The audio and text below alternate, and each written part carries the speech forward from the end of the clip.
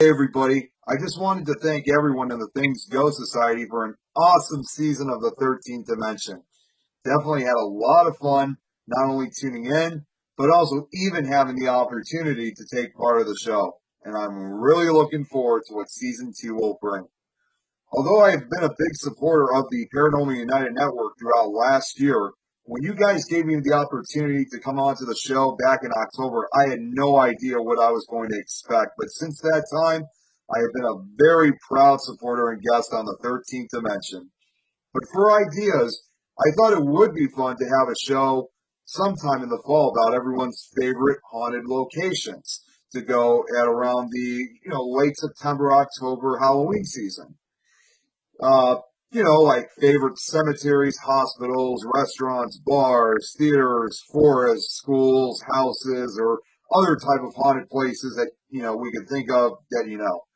I also would like to see more I also would like to see more episodes on the cryptid side and alien side of things, especially now that there's a UFO report from the Pentagon, which should be very interesting. In fact, it's supposed to be coming out any day now. In my opinion, I think that would be quite the topic. Not to mention a lot of people who might have had, UFO and extraterrestrial encounters to share.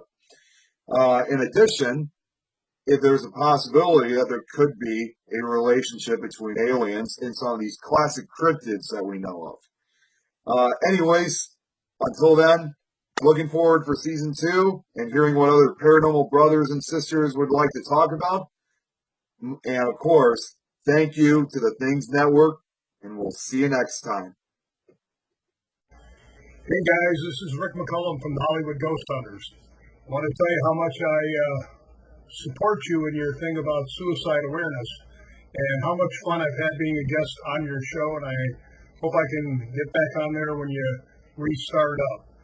Always have a great time there, and I always like to try and support you guys when I can. See you when you get back. Hi, this is Joe with Things Paranormal. Just want to say thank you to Jeremy and Scott for putting on a good show. I was there for the first one. I'll be there for the last one. And I like the topics that you've done, especially some of the more serious ones. The autism, the suicide, it really helps other people. Sorry. Working outside for on that tree. But I just want to say thank you for everything you guys do. Love the show. Looking forward to when you come back on. Anyhow, love and light. See you guys later. Bye. Shave it. Now. I did. Hey guys. As usual, I'm off to work, running behind. So, I didn't miss this opportunity to tell y'all, we're going to miss your show. But, Jeremy, take time, regroup. You're going to do awesome. Also know you're not going to take too much time. You're going to do more work. Crystal, please take some time. Nobody knows what you do behind the scenes. I only know a little bit, but I know. Tim, make her do something. You need to relax too. Scott, you do a whole lot behind the scenes that nobody sees. I love every one of y'all. I have a suggestion for your next show. How about show us pictures of you guys relaxing? Okay? Y'all be good. I love y'all. Talk to you soon. Oh, and by the way, as you all can see, I was fortunate enough to get my prized vest back. So, Jeremy, while the show is on hiatus, you're going to jail.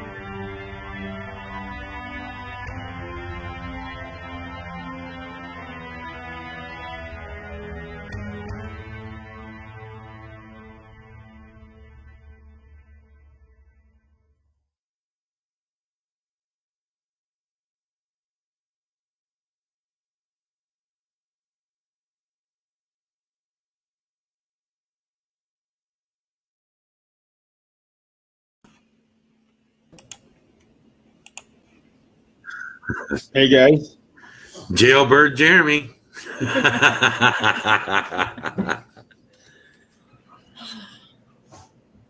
Yeah. I gave it back. I swear I gave it back in a roundabout way. Hi, everybody. Hey, everyone. So in case you haven't noticed, tonight's our season finale. Mm-hmm. Season 1 in the books. Yep. We'll be taking a 2 to 3 month hiatus, and we'll be back strong. Fresh ideas. New shows, interesting shows. Yep. It's gonna be awesome, man. It is. It is. And I can't think of a better topic to go out on. I agree. Yeah. But I agree and before we disagree. do that, I agree and Right. disagree because you're going to make me cry. right? I'm Too already late. crying. Thanks a lot, Adrian. You're fired. Yeah, too late. So I do have a couple announcements. I want to wish Eric Morrow a happy birthday tomorrow. And oh, that's right. My buddy Jeremy York, his birthday is tomorrow as well. He is the founder of Things and a co-host and co-founder of this podcast. Happy early birthday, brother. Thank you. Happy What are birthday. you going to be, like 51? If he's 51, you're 63. Dude, you better shut that mouth. And I'm somewhere between y'all. I'll be 41 tomorrow.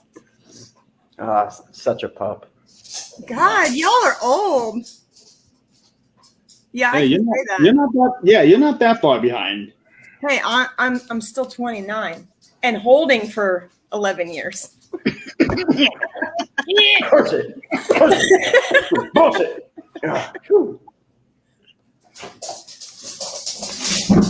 So, Scott's older than I am, but I look older than he does. So True.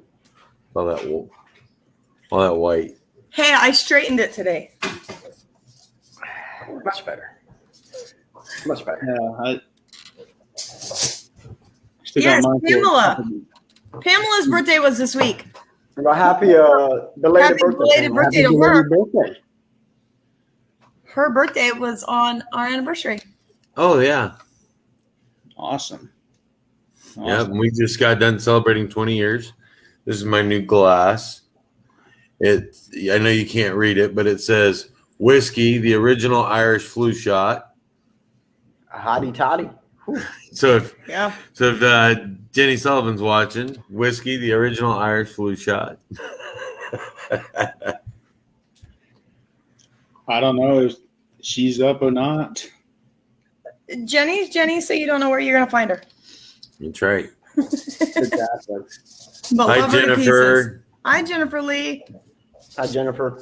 Hello, Jennifer. Jennifer, Crystal got this while we're on vacation. It's selenite. Don't go the wrong way, Scott. I thought it'd be helpful for cleaning out my Thank ears. you, Pamela. How you doing, baby? You feel that yet? Oh, no. Look what Irene just said. I didn't see.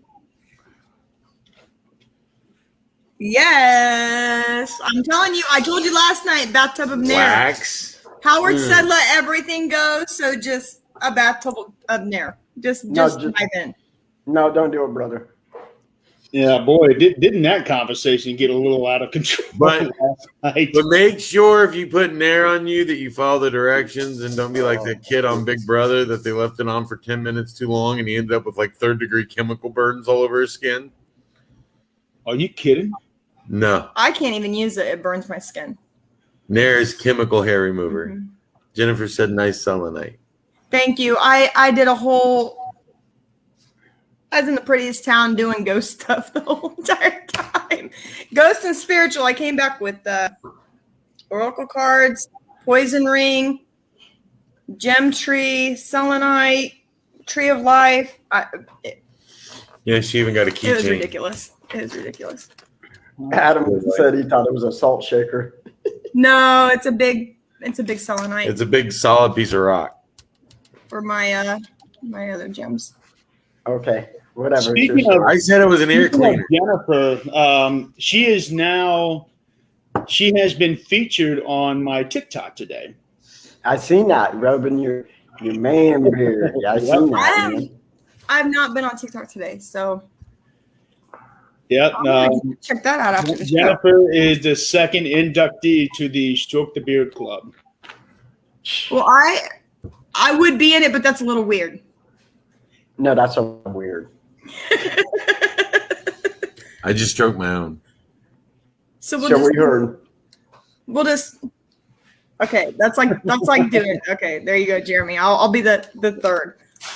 It's starting to get the length I Third want. in spirit. I've already got to get out a about here. That's how long I want it to get. This is just since January, so that's 6 months of growth. yeah. Do it, Pamela. Just do it. I do it. Yeah. I'm never going to return to society. I would never have a TikTok, and now I have one. Crystal has TikTok. Those guys have TikTok. No, I have a hard enough time keeping up with Facebook. You participated on her TikTok. Yeah. I think my phone is still in the car from when we came in.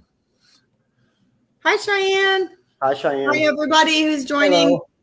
All right, guys. I think it's time to bite the bullet. I know we want to talk about this, and we don't want to talk about this, but let's do this. All right.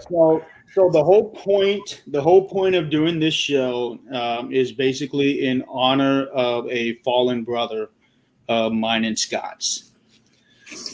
2 years ago, yesterday,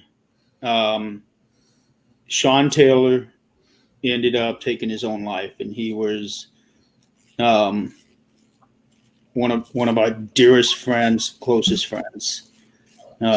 Scott was the one who ended up calling me that night to let me know. And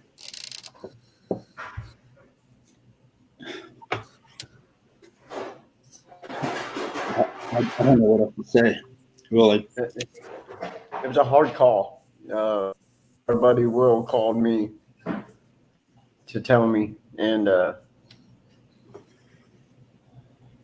was a hard call.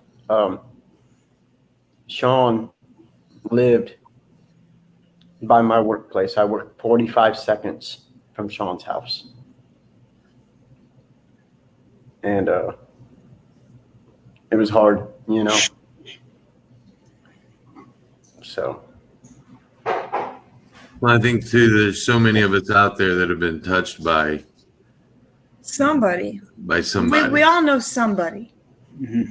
I mean, my shirt is the Jessica Marie Pitre Foundation for Howard's daughter. Yep. That took her own life while she was pregnant. I mean, I can't even imagine. That's one thing when we were in Louisiana that I wish we would have done, and I had planned on doing, was going to her grave to place flowers. I never met her, but I met Howard. I know the effect it has.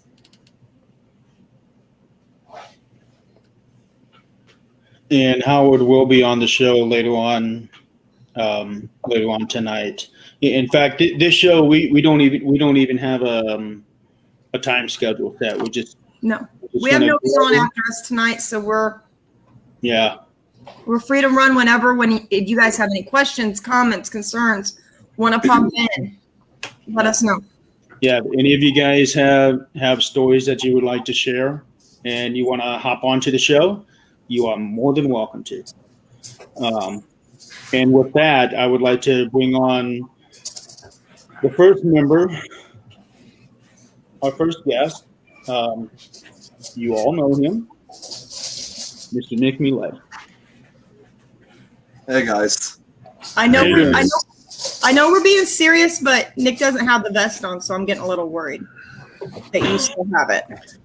No, he's got it right there. Okay. Yep, don't worry. I kept it. I got to save it for the next one. So brought it with me just in case.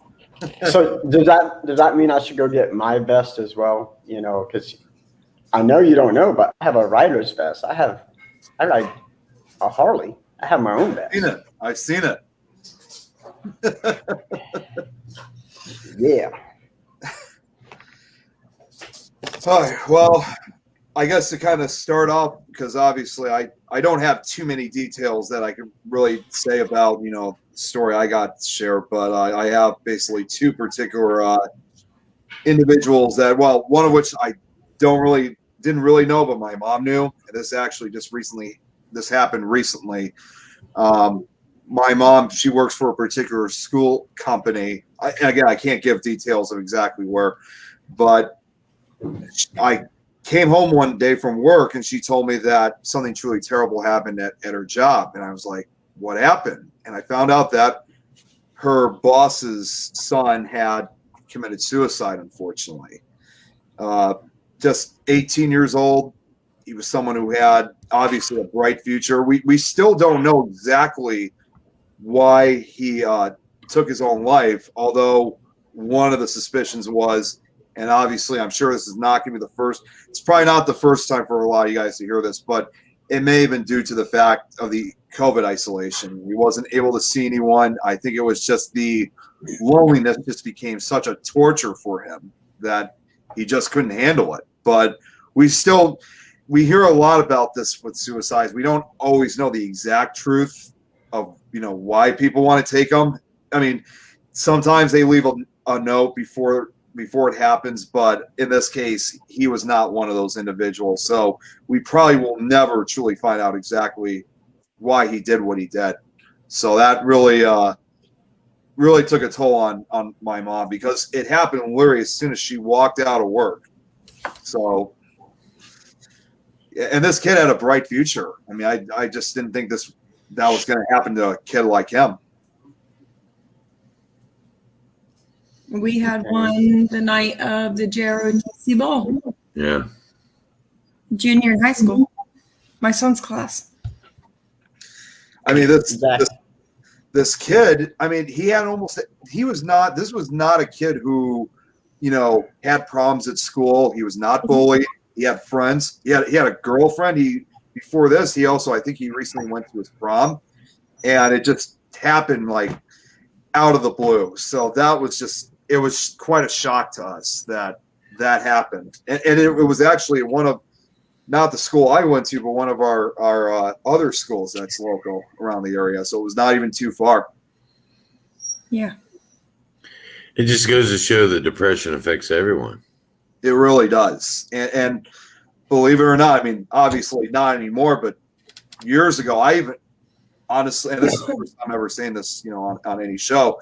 Years ago, I had thoughts of suicide myself because of certain issues I had, growing up. Because, you guys always heard about how tough it was for me growing up, especially with autism, and that people didn't understand exactly, what type of person I was. And that sometimes takes a toll, and it sends depression to you.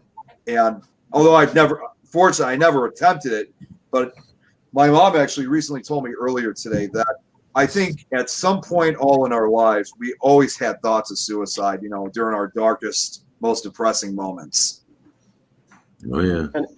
And that's true. I mean, I'm a veteran. I'm not a combat veteran. Huge difference. But I dealt with depression and anger and suicide almost all my life. When I was 18, I actually tried to commit suicide.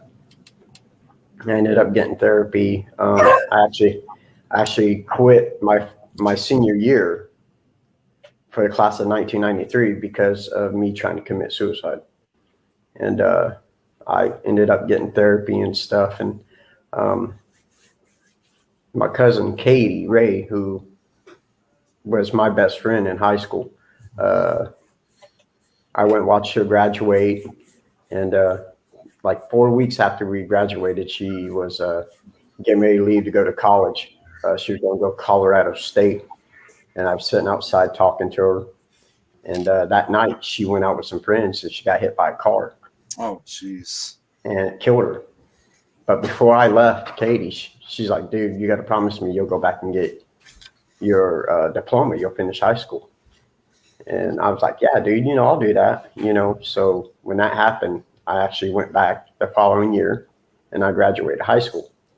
And it makes me realize how much I would have missed actually gone through with it. And like I said, even in my 40s, there's times I still think about it. The only difference is that thought gets in my head. But now, to me, I know how to deal with that myself. I know how to deal with that.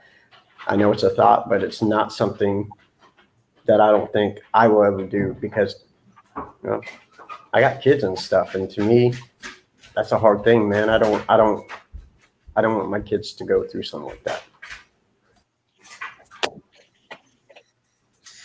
I mean, it's kind of the same thing for, obviously it's more recent for me, but, realizing where I am now, it's almost the exact same. I kind of feel the exact same way, Scott, that had I ended up having those thoughts, had they been a lot more severe, I probably would have ended up where I am now.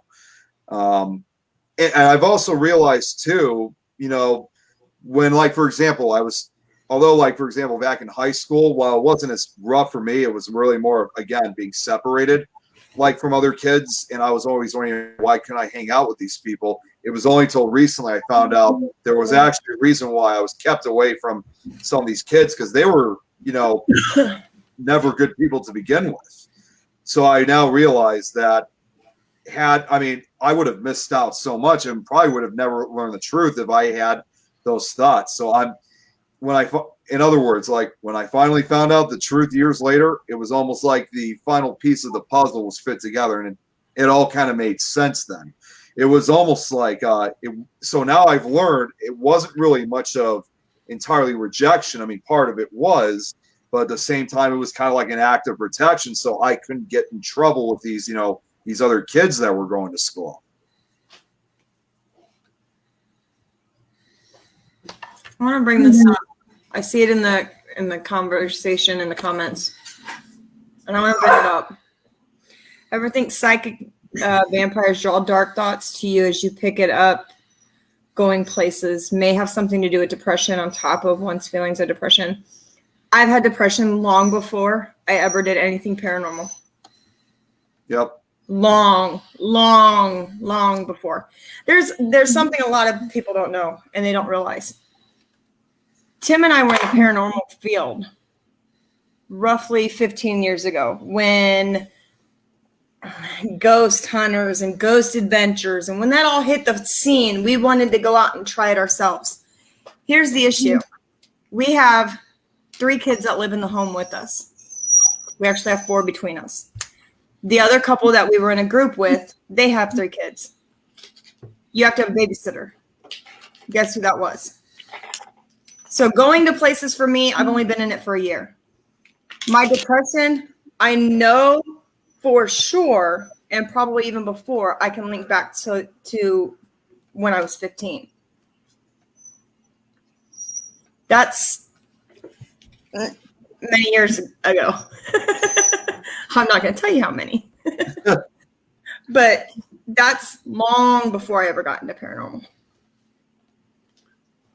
But it may. I think it's harder too as a younger person. The older I got, the more I realized, the more I understood about depression and about, how truly dark it can get and how people can, in fact, have these feelings that nobody loves them and nobody cares for them. And my wife will tell you growing up in my house was a little different than growing up in most. Before my dad became a minister, I had to write a paper my freshman year in high school. I ranked him above Hitler on the cruelest people will ever live. on this paper that I wrote, and the teacher called CPS on her out. But which wasn't my intention. But my dad was a very cruel man, and it was harder for me, I think, because he expected more out of me. But he was really hard on me growing up, and I was left with these feelings of never being good enough for him. I mean, years later, he after he became a minister and stuff, his attitude toward life completely changed. So he was much. Anybody that knew my dad after that would tell you he was the nicest guy that ever lived. He did everything to help everybody, which he did a lot of that before even. But growing up in my house was always yes sir, yes ma'am, no sir, no ma'am. Don't speak until spoken to. When other adults were around. So as a younger kid, it was a little rougher, but which I always had a problem with. Luckily, the military helped straighten that out a little bit. Yeah. Right. And I just want to clarify. Mine didn't have anything to do with the loss of my cousin. Mine actually had a lot to do with finding out my dad had gotten cancer, and that was really hard for me. Mm-hmm. And the girl I was dating she liked to play mind games, and it put me in a really dark place, But guess what? I'm here, and that's y'all's fault. I'm just saying. And that's another thing. Teenagers, you get to deal with me, so. That's the other thing. I think it is harder for teenagers because of the way teenagers make romantic connections. It's always very, very quickly. I know I yell at my kids all the time because they're dating somebody, and a week later, oh, I love you, bye. And I'm like, you've known them a week. Yep.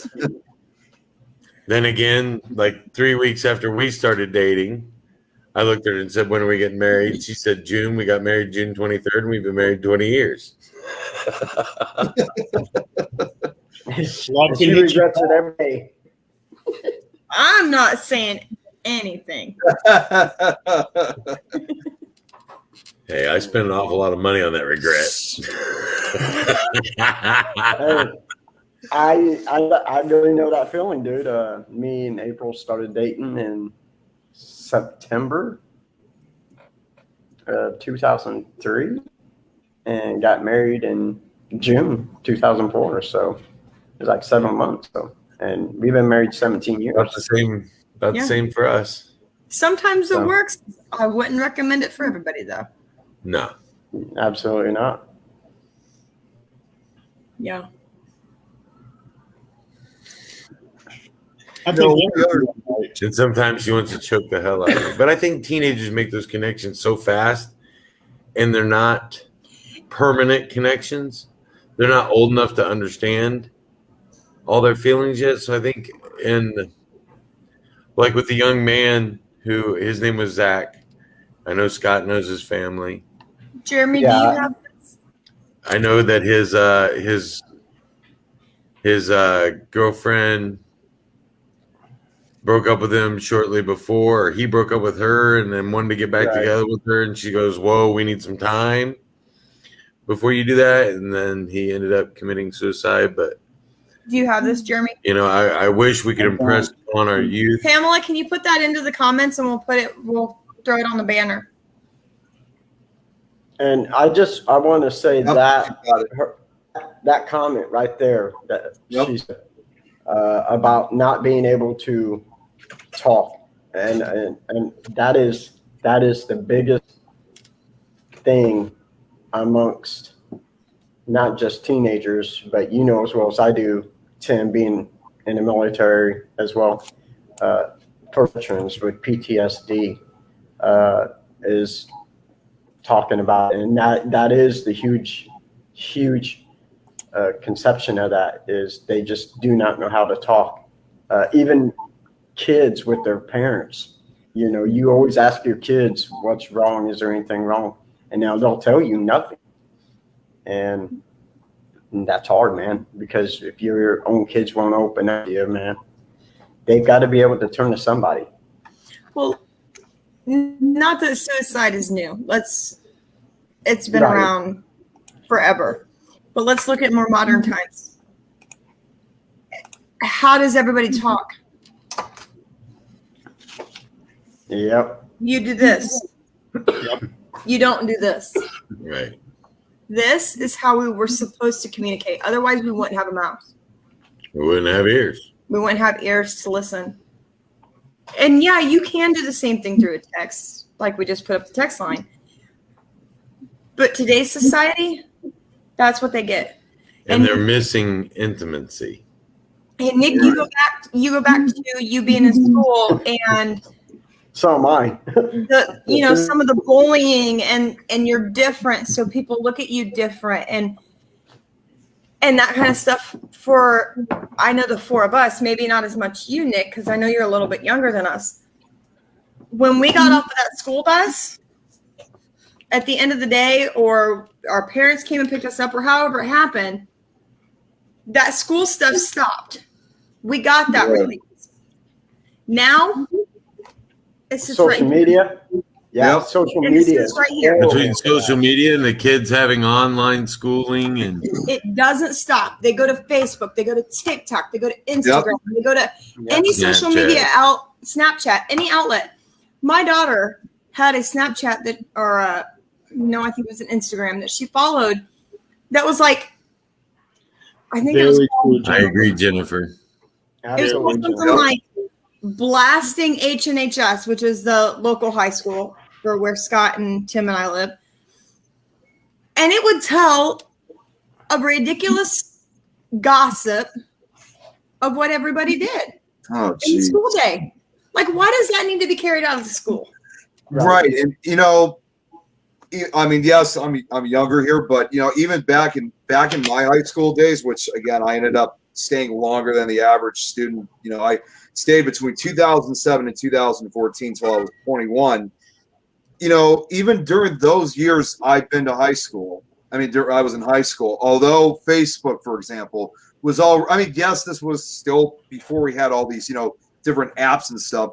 But although Facebook was highly popular, not many kids, as I remember, checked their Facebooks as often. And this was at a time when high schools like mine were starting to allow kids using their phones as long as they were, on either not in class, or if they were in the library, or if they had their lunch break, whatever the case was, they still never really looked at their phones that much. They were kind of still more or less relying on books, kind of the old-fashioned way.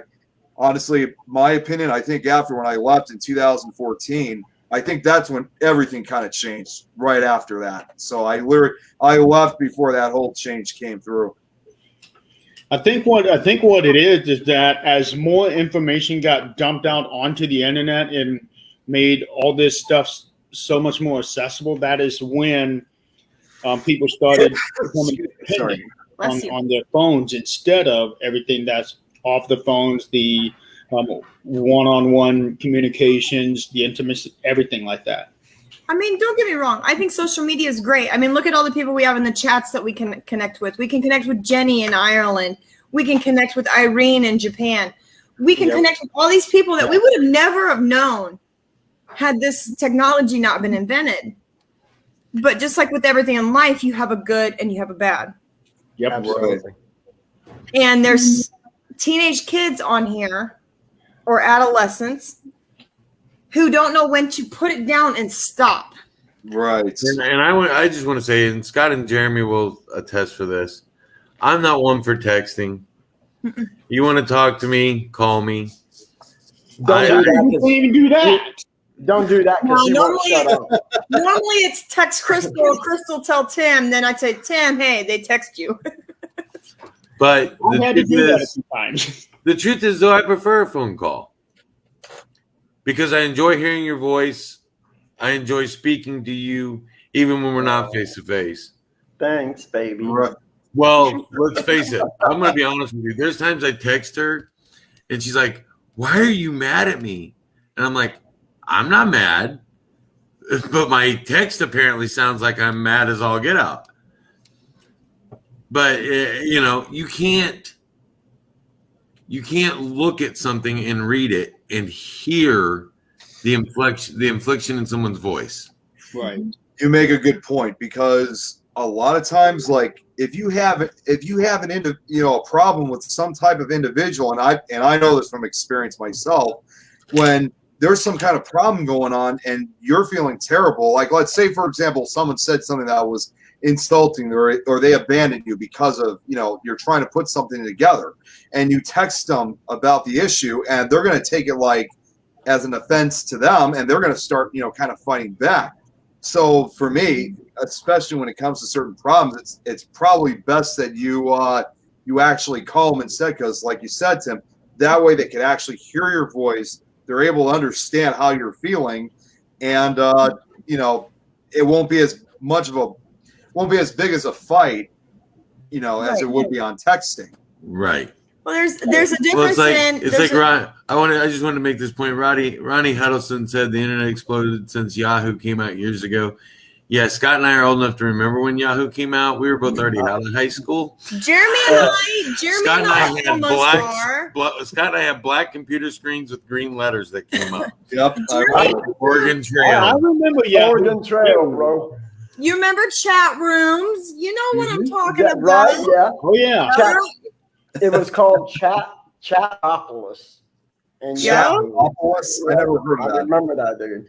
Yeah. What was hot? I remember way back when it was lyric.com, you go into there and there would be 1,000 different chats. Yeah. And that's how I would meet people. This is when I was still in high school. Yeah. Well, I remember being in college and hearing You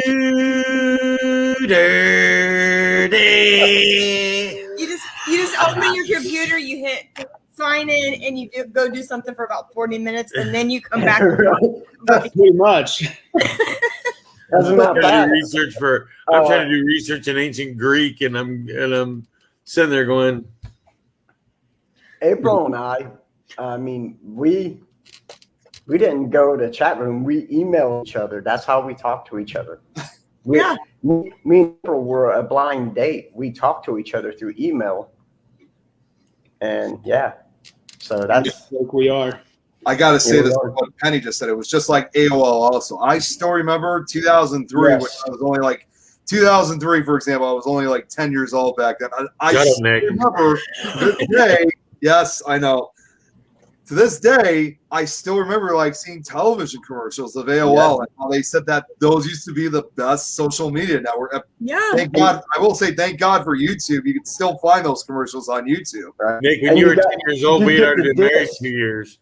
And you got the disc. You got the AOL disc, and you put it in your disc drive. I still have AOL discs. And I have to say something to my homie Blake. I seen your question last night asking if I was going next weekend to Crown Point, and unfortunately, I'm not, brother. I apologize. I just, as of right now, with April's health and everything, I'm not going to. We need to be home. Yes, I agree with you, Scott. So we are going to try to be there. We just haven't found out yet, Jeremy. You know the my work schedule. You know the whole situation. Well, I wanted we to can't be there, we will be there. Last night on Howard's show, I seen the question last night and get a chance to answer him. So I'm going to try to sign up for Sunday and have Friday and Saturday open. Since we're talking a little bit about, I know we're still talking about suicide, but everybody keeps posting Facebook. You want to know what started it? MySpace. Yeah, MySpace. Yeah, I remember that. And it still exists. It's still there. It hasn't occasionally when I want an internet paranormal hunt, I go back to my MySpace. And it's weird because doesn't Justin Timberlake own that? Years. I don't even remember the login for it. Doesn't Justin Timberlake own MySpace? I don't know who owns MySpace. I think he does. Can somebody Tom used to, because he was everybody's friend. Yeah, he was everybody's friend on MySpace, Tom. Yep, Tom was. I took him off my friend list. I did. Because the thing is, You're such a I rebel. remember on MySpace, you could go and pick your top 8 friends.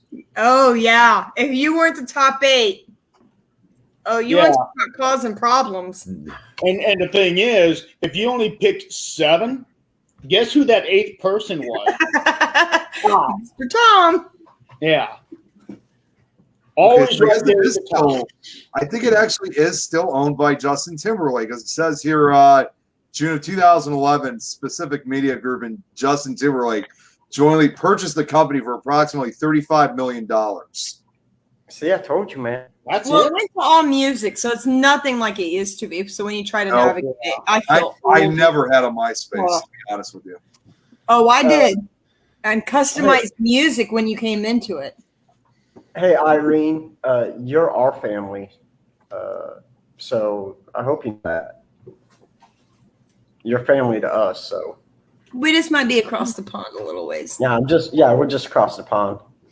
But if you send us a plane ticket, we'll come over and see you. I'm just saying. You send me, We're gonna need I 4 won't of say- those. I won't be like, oh no, I can't go to Japan. I'll be like, okay, I'll be there tomorrow. And my daughter just said she'll go too. I mean, you sent me the tickets, so I kind of have to, you know. I got to say for Irene, I feel like I definitely get where she's coming from, because it's kind of honestly the same thing for me. I mean, not my immediate family. Obviously, my paranormal family obviously is closer. But what I mean by that, in terms of families, not my direct family. Unfortunately, I know I've talked about this in the past. I've cut most contact with most of my dad's side of the family. I mean, I still have a few contacts, but unfortunately, after all this political and all this disagreements and stuff like that, it's not just me. My dad and we cut contact with most of them, so we just only talk to maybe 3 or 4 of them now. So honestly, at this point, being part of this paranormal family has been so much more important.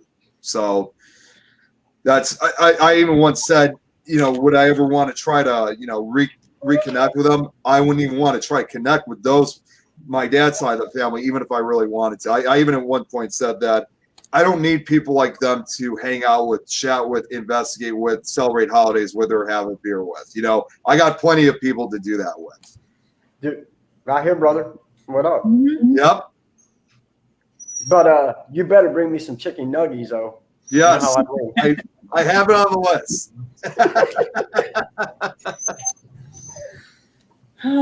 Because here, the 13th Amendment, we bow to no corporate sponsors.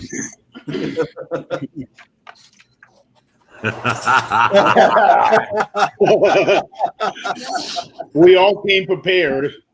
Maybe make sure you do the face, though. Go lay down. That's what they pay the big money for. Because this is money.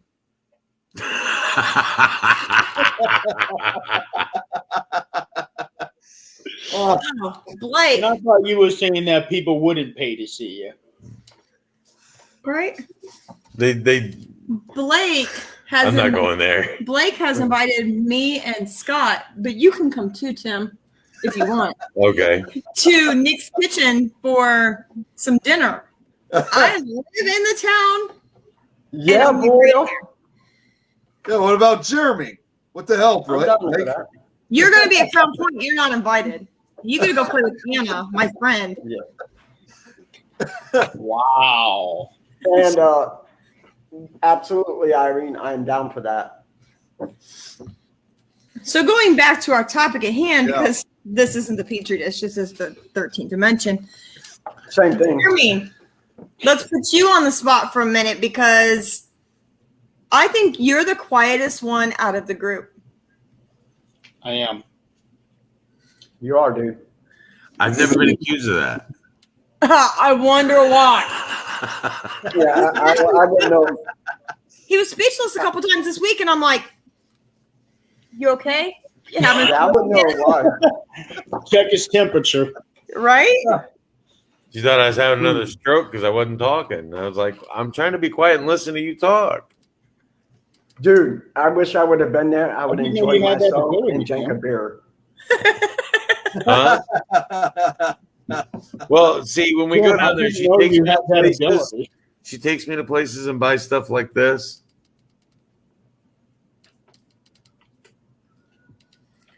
So when she buys stuff like that, I tend to get a little spacey. But yes, John Nada, that's John, where you're we're putting. exactly right, because that's where I. Yeah. That's where we were going with that. Mm-hmm.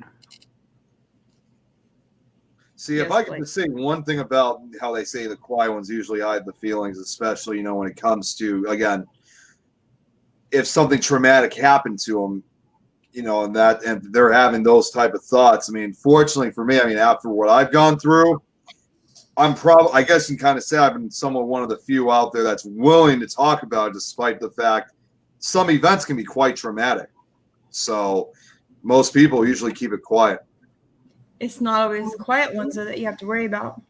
That is true. That is. It's also, I hope he's like sitting up here on my screen. The funny ones that try to make everybody else laugh. I don't know what you're talking about. You gotta watch them too. Irene, I think we're friends, but I'm not sure. But I will. I'll just say this. I'll say it. Even as an adult, there becomes pressures, money's problems, times you want to. There's times you get so stressed out. I quit smoking once for 9 months and got so stressed out at Christmas time because I couldn't afford everything I wanted to get for everybody. This right here. That I started smoking again.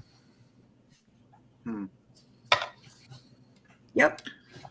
John, my phone is, you can ask Tim. My phone is literally beside me all night long. You can ask Adam, who was in the chats. I don't know if he's still with us. You can ask anybody. My phone literally sits beside me all night long. You need somebody to listen? I'll listen. I will sit up with you all night long. I don't care. You will too. Yep. I go through that as well, John. And I hate to say this, but as a guy, as a man, we are taught to suck it up, drive on, push your feelings down. And comment about this. That's how I felt, and that's how I feel. So, and a lot of times that's what I do.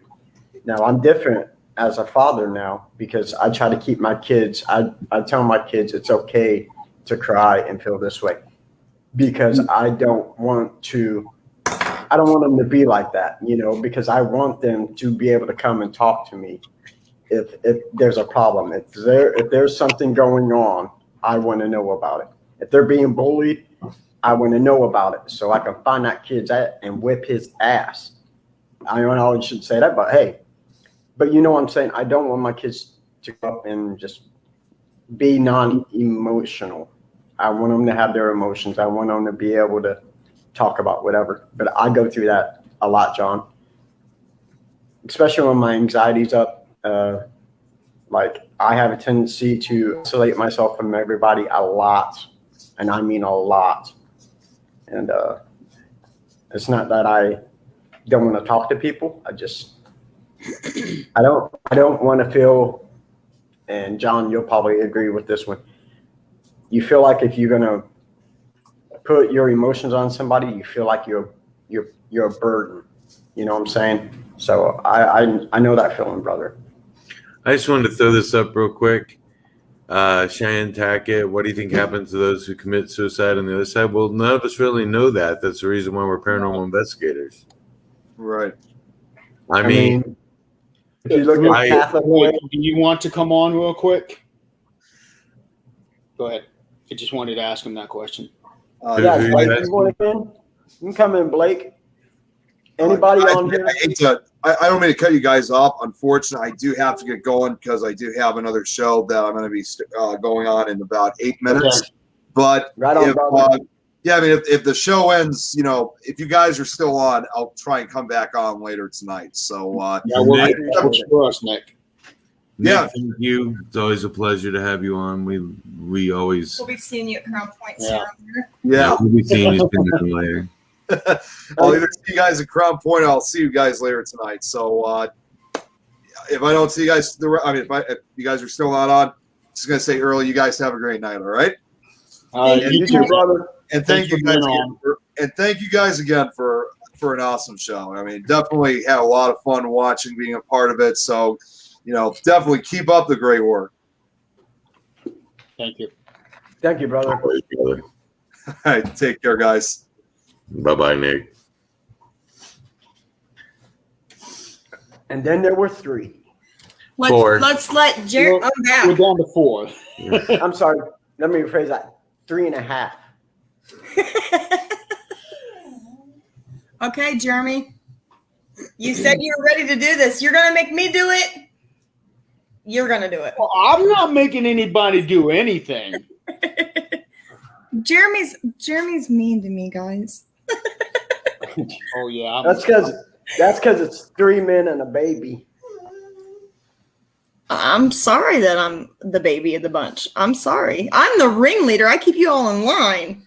Try to. Holy cow. Yeah, you try to. Yeah, good luck with that.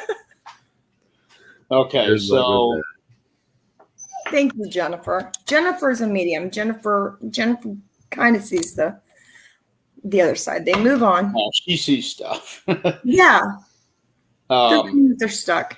I believe some maybe are, but not everybody. Yeah, Jennifer has actually been a big help for all of us. So Jennifer, I can't thank you enough. Jennifer's amazing. Yeah.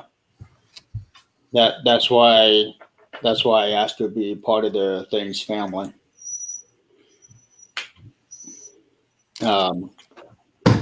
Okay, so there are several reasons why I am usually the quiet one. One would be because of my hearing. And when I get into big groups, Go outside, Lucky. it's what? She's talking to the dog. Oh, okay.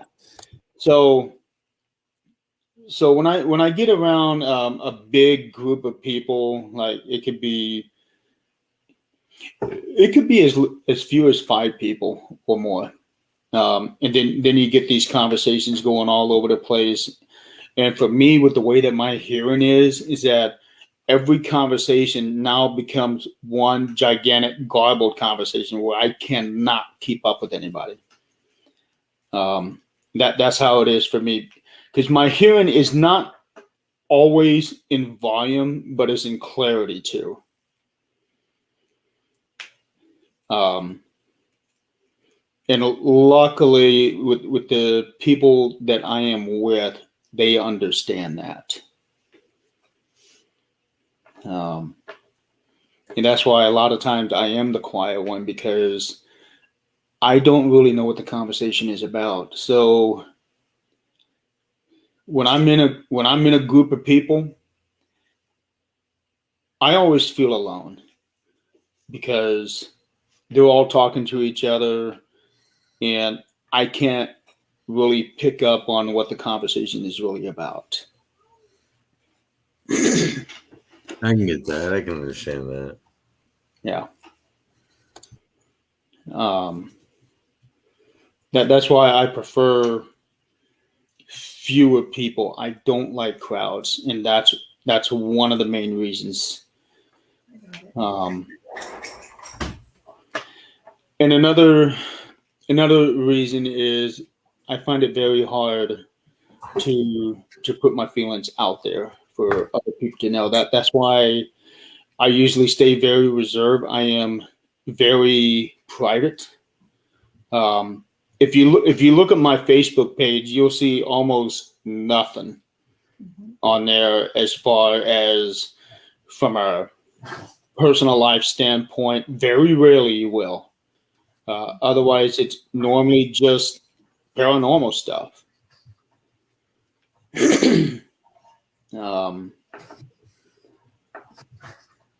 But my story, as topic at hand, what most people, well, actually, what nobody knows is I came close when I was 20 years old. I came close. I was in a bad spot. I don't even remember what it was. I just remember it was a bad spot. And I had a letter opener.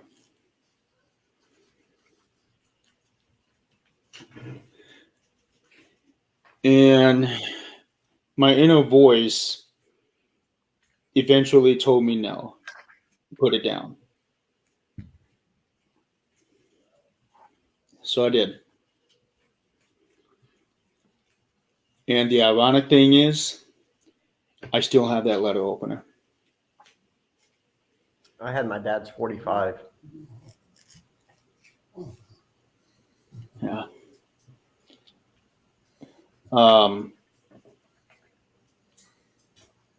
I do feel lonely a lot. A lot. And I think part of that has to do with the root cause of it being stemming from my hearing and eventually getting to where I would stay away from the crowds and everything like that. I was always the quiet one at school. Nobody ever had to worry about me doing anything. No charges have been or anything like that. And I'm not that stupid.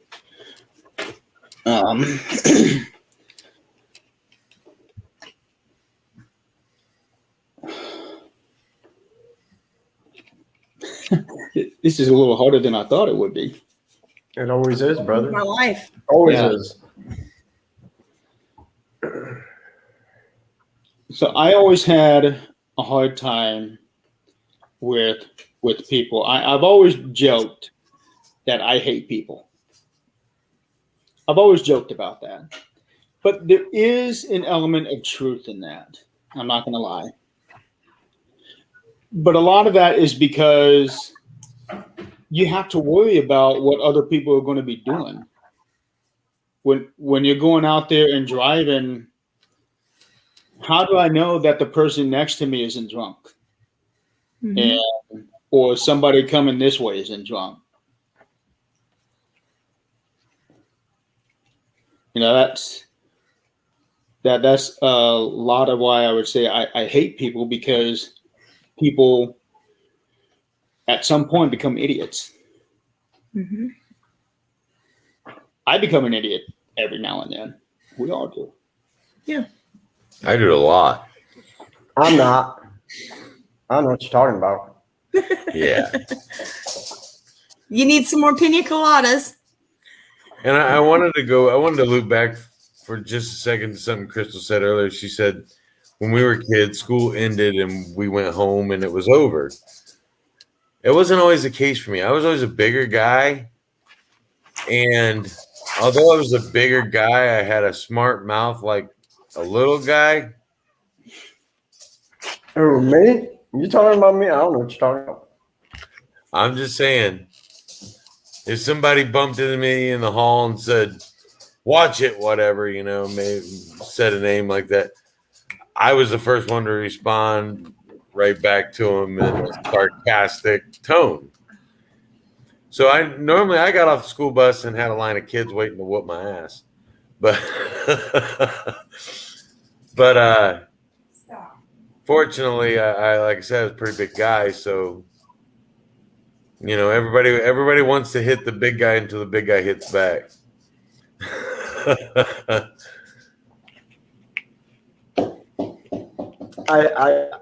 I feel that, D. I do. And as a matter of fact, that was, I think mine was 92, 93, 92. So I definitely relate to that one. Absolutely. And I'm glad to hear Dee's reached out to me a couple times, and she's an awesome lady. She really is. And I was that way, Tim. You know, I'm not as big as you. You know, I'm a lot smaller, but and I think Oh, I that's know. why I We've been am. together forever, dude. I know. That's why I am the way that I am. Like you might kick my butt, but I'm gonna let you know I'm there. Like, Yeah, I've heard. I'm not backing down. I'm not backing down. I've heard. There's a little bit of fights, little dog. I'm just gonna say, Little bit.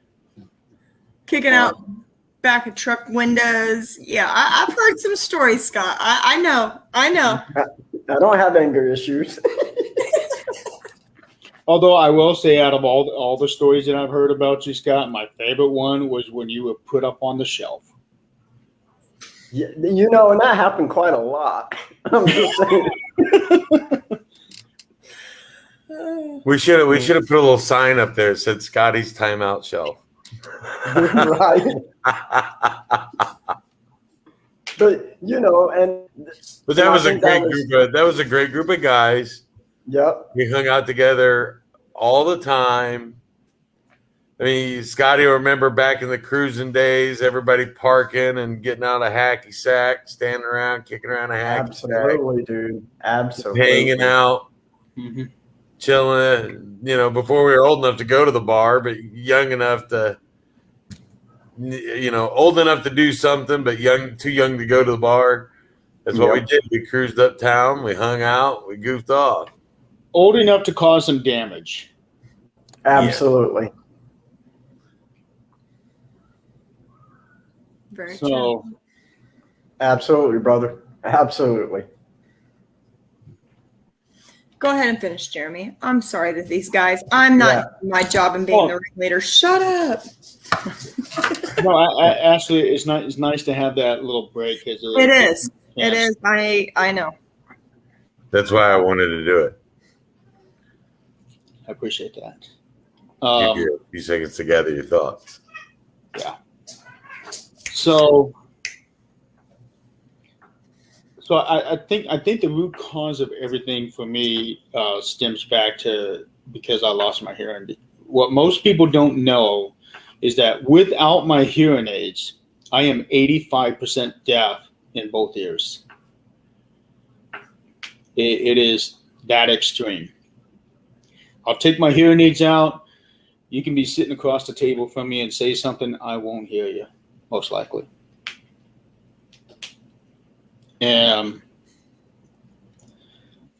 then over the last couple of years, I have gone through some really, really bad personal things. Certain women that I got involved with that I never should have gotten involved with at all. And it really drove my self-esteem and my morale down. And it's just, it took its toll. And I think a lot of guys have gone through that. I'm still going through that. And it got to the point where I would feel like I'm just not good enough for anybody. And last year was probably the worst it ever was for me. To the point, I would start hearing what's known as call of the void. I call it the "It's a Wonderful Life" syndrome. And that's basically it comes across your mind what would things be like around here if I wasn't here? I get that way. And I thought about that so much last year. I was going through a really, really bad heartbreak. And I was also going through a really, really bad time with the team. Nothing what Scott, Tim, and Crystal, not involving them. At the beginning of June, I was almost involved in a wreck. And you guys know this intersection. It's the intersection of Coliseum and Lake. Mm-hmm. So you know how big that intersection is. You've got 6-7 lanes going each way. So it's a very wide intersection. I got the green light, so I started going. Out of the corner of my eye, here comes this van just screaming right through. Actually got into the right turn lane signal, the right-hand turn lane, and to keep on going straight. I had to slam on my brakes, and I bet you I missed that van by that much.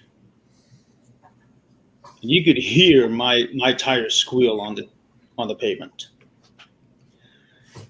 And what scared me the most about that is that I was headed to my daughter's school to pick her up. And I was thinking, if that had happened, I was less than a mile away from her school, but they would have never known what had happened. They would have waited maybe about 20 minutes and called my dad and say, hey, nobody has picked her up. And for the next almost 2 months, I kept thinking, maybe I should have kept going. Let that van hit me. Because I was in that bad spot. And plus, we were all in the middle of COVID. I think that was actually probably the worst peak that we had that time, June, July. And it was on my mind a lot. Maybe I should have let that van hit me. Maybe I should have let COVID get me. So far, I've been lucky on both counts. And then we started working on things for this podcast. Scotty, Tim, Crystal, me. It started bringing me out of that funk. Because I was finally around people that I could truly relate with. You can hang out with people for 2 years and think that they're your family, but really they're not. Try 21. You She's know, not talking about me. No, the guys know what I'm talking about. I'm not going to go into detail. The guys know what I'm talking about. Dude, don't do that, man. Don't do it. I'm about choked on some Coke. And it's not the good stuff. At least you were able to keep it in. I'd have been like, that would have been the beginning of season. Because for me, it always comes out of my nose. Yeah, that would have been season blooper reel.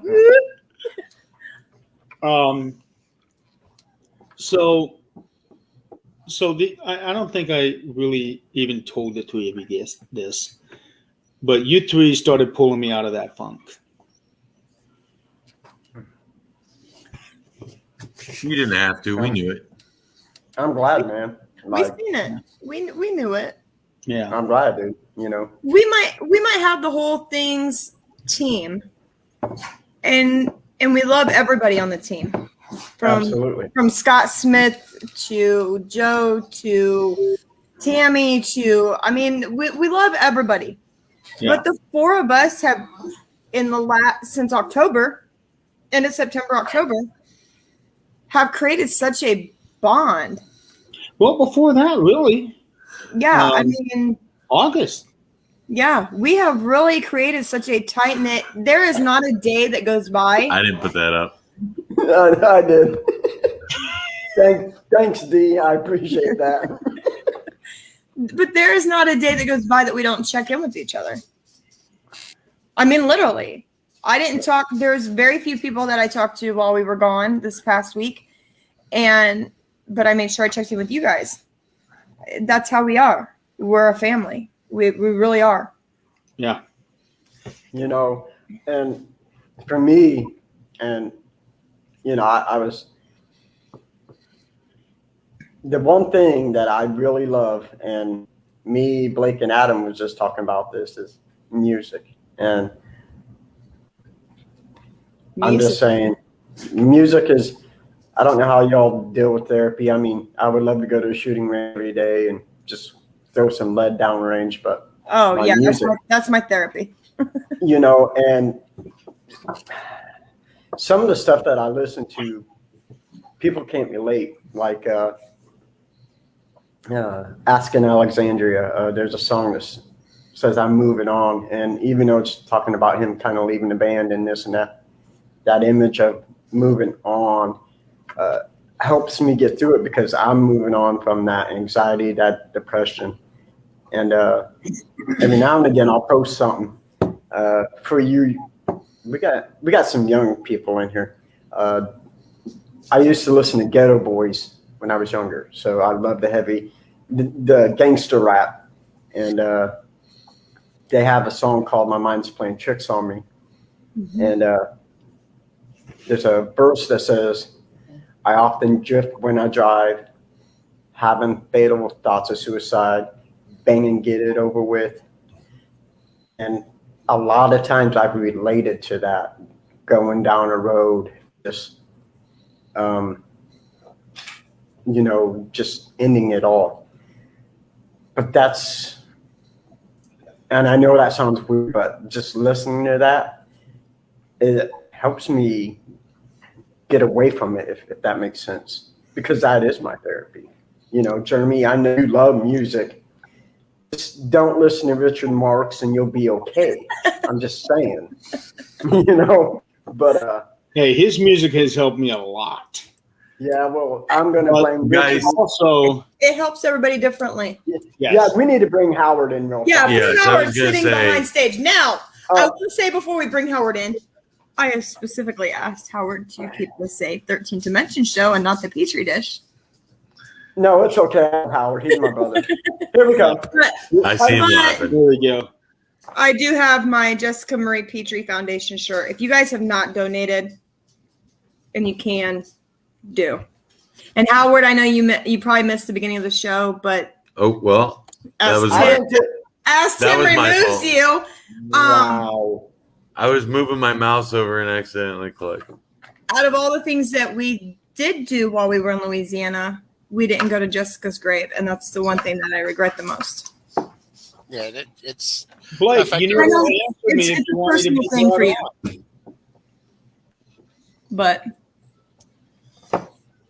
I had planned on taking flowers to Jessica's grave while we were down there. Yeah, I wanted to go on Father's Day, but wasn't able to because of the bad weather that they've been having down here. Matter of fact, it poured its butt off down here this morning, and it's just been soaked. I mean, the ground is so saturated right now. The rivers and all, we still need river flood warnings and everything. So it's just a bad deal down here right now. So it's hard to get out and do anything. Matter of fact, the grass is getting high, and I can't even get out there and cut grass. It's that bad. But for those who don't know, Howard lives in Louisiana, and you guys were just recently hit by a tropical storm or hurricane. Oh, it was a tropical. Well, it wasn't nothing really. It was an invest, and then it came ashore, and then it became a tropical storm while it was inshore, and then it went out and it gave rain to everybody. We just shared the love. And guys, before we get too deep into it, and being in New Orleans area, that rain's got to go somewhere. That's right. Snow, rain, it all comes to us. Whatever y'all Thanks throw for out. jumping on it. Sorry, thank you, Adam. Howard. Guys, yeah, I've sent Blake the link to. I know that I said earlier too that my phone's always on, and it's always. You can ask any one of these guys, even Howard. Howard's met me in person. My phone is always in my hand. It literally is. But if you don't feel comfortable talking to a female, any one of these four guys, I'm telling you now, I know I could go to any one of them in a heartbeat, and they just would don't call me Or 9 p.m. because I'm in bed. Scott only has available till 9. Jeremy has availability like all night, and so does Howard. Tim, you can call at night, but don't call him in the morning because it's normally when he's asleep because he's a vampire. But you can call me, anytime before 9. But after that, I have to charge you. It's 976. It's $2.99 for the first minute and 99 cents for each additional minute. Correct. Yeah, boy. But no, really quick, I would like to finish my story. And then Go ahead. I am so I'm sorry, Jeremy. You know how life goes. So these three started pulling me out of my funk, and also Scott Smith as well. He and I are closest brothers as well. We have been each other's confidants for 5 years, 6 years, however long we met each other. But I still wasn't coming completely out of my funk. There was still some depression in there, and it does take its toll. And then finally, I got pulled completely out of it. And that wasn't until spring. She's not on here right now. It shows that she's not even active right now. But Sydney took me out of that funk. Don't ask. Just let Jeremy speak.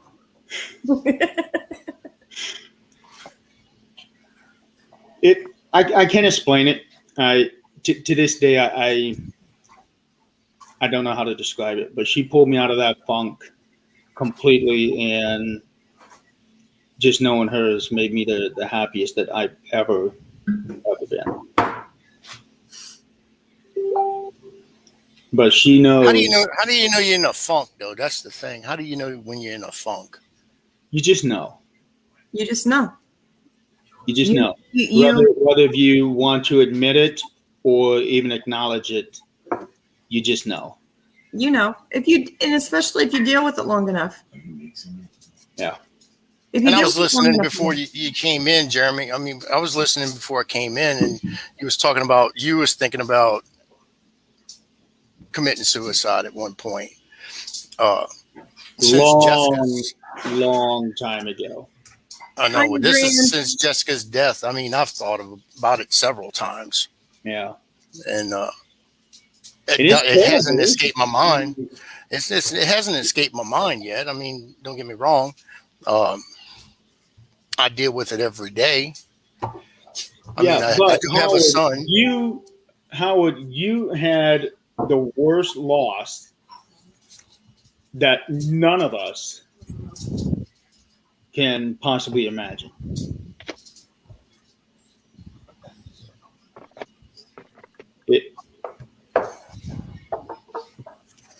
But only thing that's really keeping me here now is my son. He needs me now. Mm-hmm. And if I knew if he would be taken care of, if I was to leave this world, I'd go in a heartbeat. You can't. Jackie needs somebody to yell at her and take her into high water. Oh, hell no. Besides, she needs to have somebody yelling over her shoulder, Jackie! Yeah. Jeremy, you have no clue what it's like when they get into the high waters together. This much water. And this much water. I need you here, brother, because we've not had the chance to hang out and talk and hug and have some drinks, man. Because Howard? That is something I want to do. That's something I'm looking forward to doing with you. Howard, ask Tim how many times your name came out of my mouth while we were gone this week. I got to send this to Howard. I got to send that to Howard. I got to send this to Howard the whole entire time. Howard, I'd be lost without you. We're sitting at dinner. And they have these things called Nashville biscuits. It's Nashville, Indiana, not Nashville, Tennessee. They're my Indiana beignets. I seen that. That was kind of disgusting. They take a biscuit. they take a biscuit and they deep fry it, and then they serve it with apple butter, and it's really good. You had me at deep frying, but you lost me at apple butter. Oh, I love it. Apple butter is amazing. And then I had a turkey Manhattan for dinner last night, and I said, I'm going to send this to Howard and say, look, I have an Indiana po' boy. Ah, I didn't see that one. I didn't send it to you, but I was going to. You can ask Tim. I would be lost. Howard, you're like a big brother to me, just like Jeremy and Scott. I talk to you almost just as much as I talk to them. Oh, she talks to you a lot more than she talks to me. I kind of feel like I forced Crystal to talk to me. No, I try to be friendly with everybody, but there's my people. You have to earn your spot in my world. Unfortunately, I hate to say it that way. And I'm the same way. That's a true statement. Heck, I had to earn my spot. I'm still not sure I did earn it. You're probably still fighting for that spot, Tim. Yeah, 21 years, I still got to fight for it. Yeah, it goes Howard, Tim, then me. Baloney. I like what Pamela said right here. You're honoring Jessica's life. Oh yeah, and I'm working my butt off on this thing. I mean, I am. I'm working. That's why I was late tonight. I mean, I was actually had to send in some stuff. I'm going to be on a local news station. You want some real talk? There's real talk. That's my mom. Oh. My mom didn't even know we were home yet. By the way, Mom, we're home. Look, it's my kitchen. Oh, that is dirty. Oh, boy, that is bad. I mean, I can't blame her, though, because me and my mom don't necessarily get along 24/7. So no, my mom and I have a very good relationship. I talk to my mom. Oh, that's good. But I will say, coolest mother-in-law on the face of the planet. Yeah, you better suck up, bro. Brownie points. No, yeah. Are you saying that from the heart, or is that just for brownie points? Honestly, from the heart. I love her to death. I do.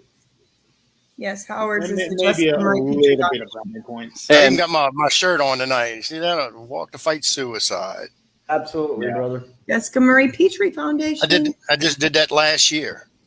That was just last year's stuff. Because I belong with suicide prevention. I belong with NAMI, which is federal. I'm on the federal level, state level, and local level.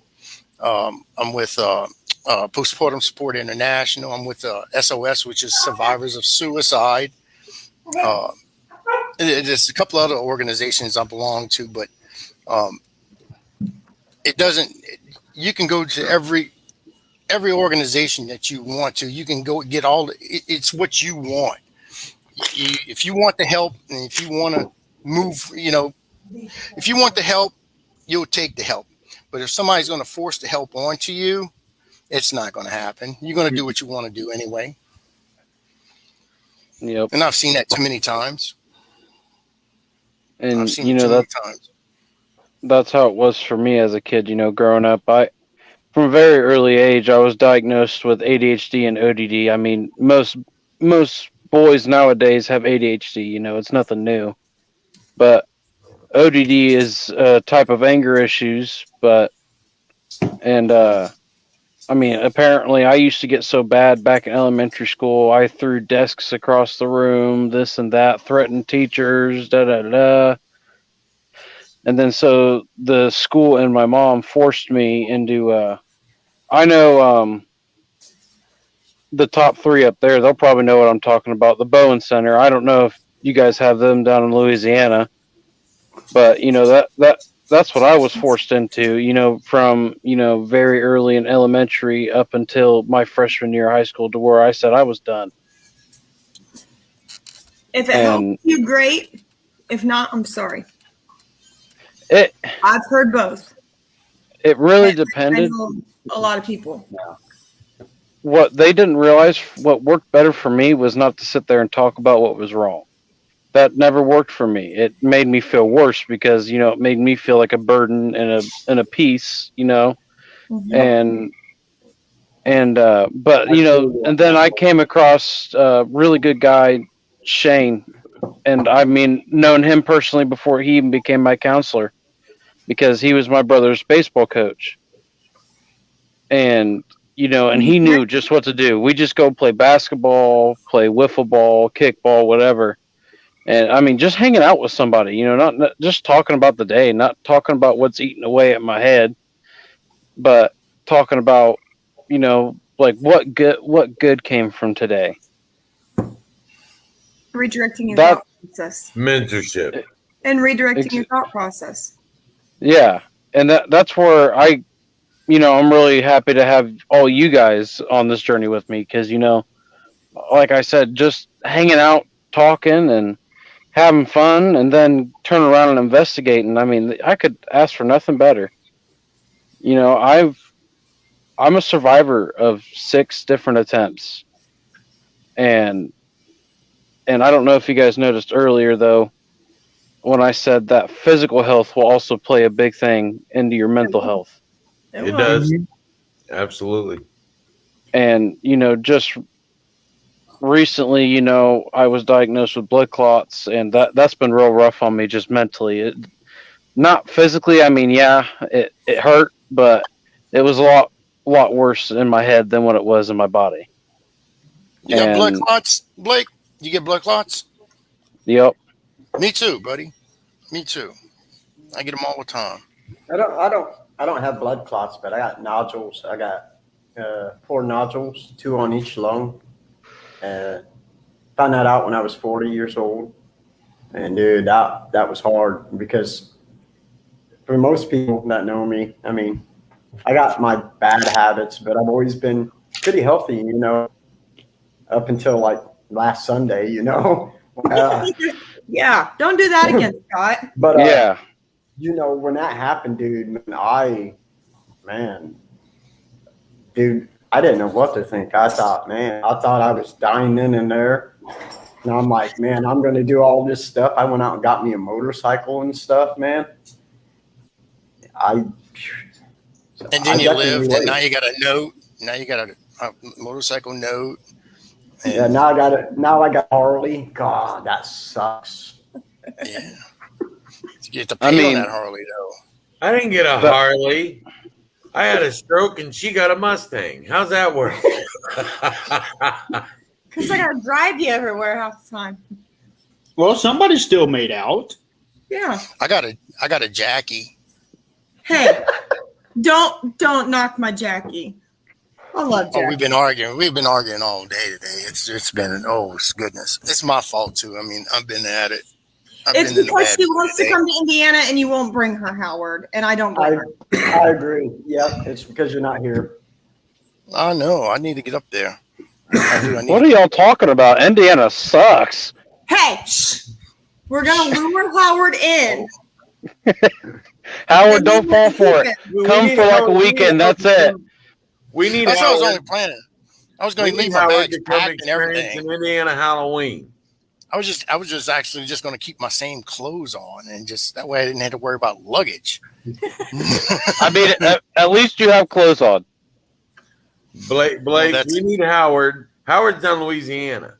He doesn't want to experience our Halloween. Our Halloweens are boring compared to his. I'm going to Louisiana. He needs to come experience a cooler Indiana environment.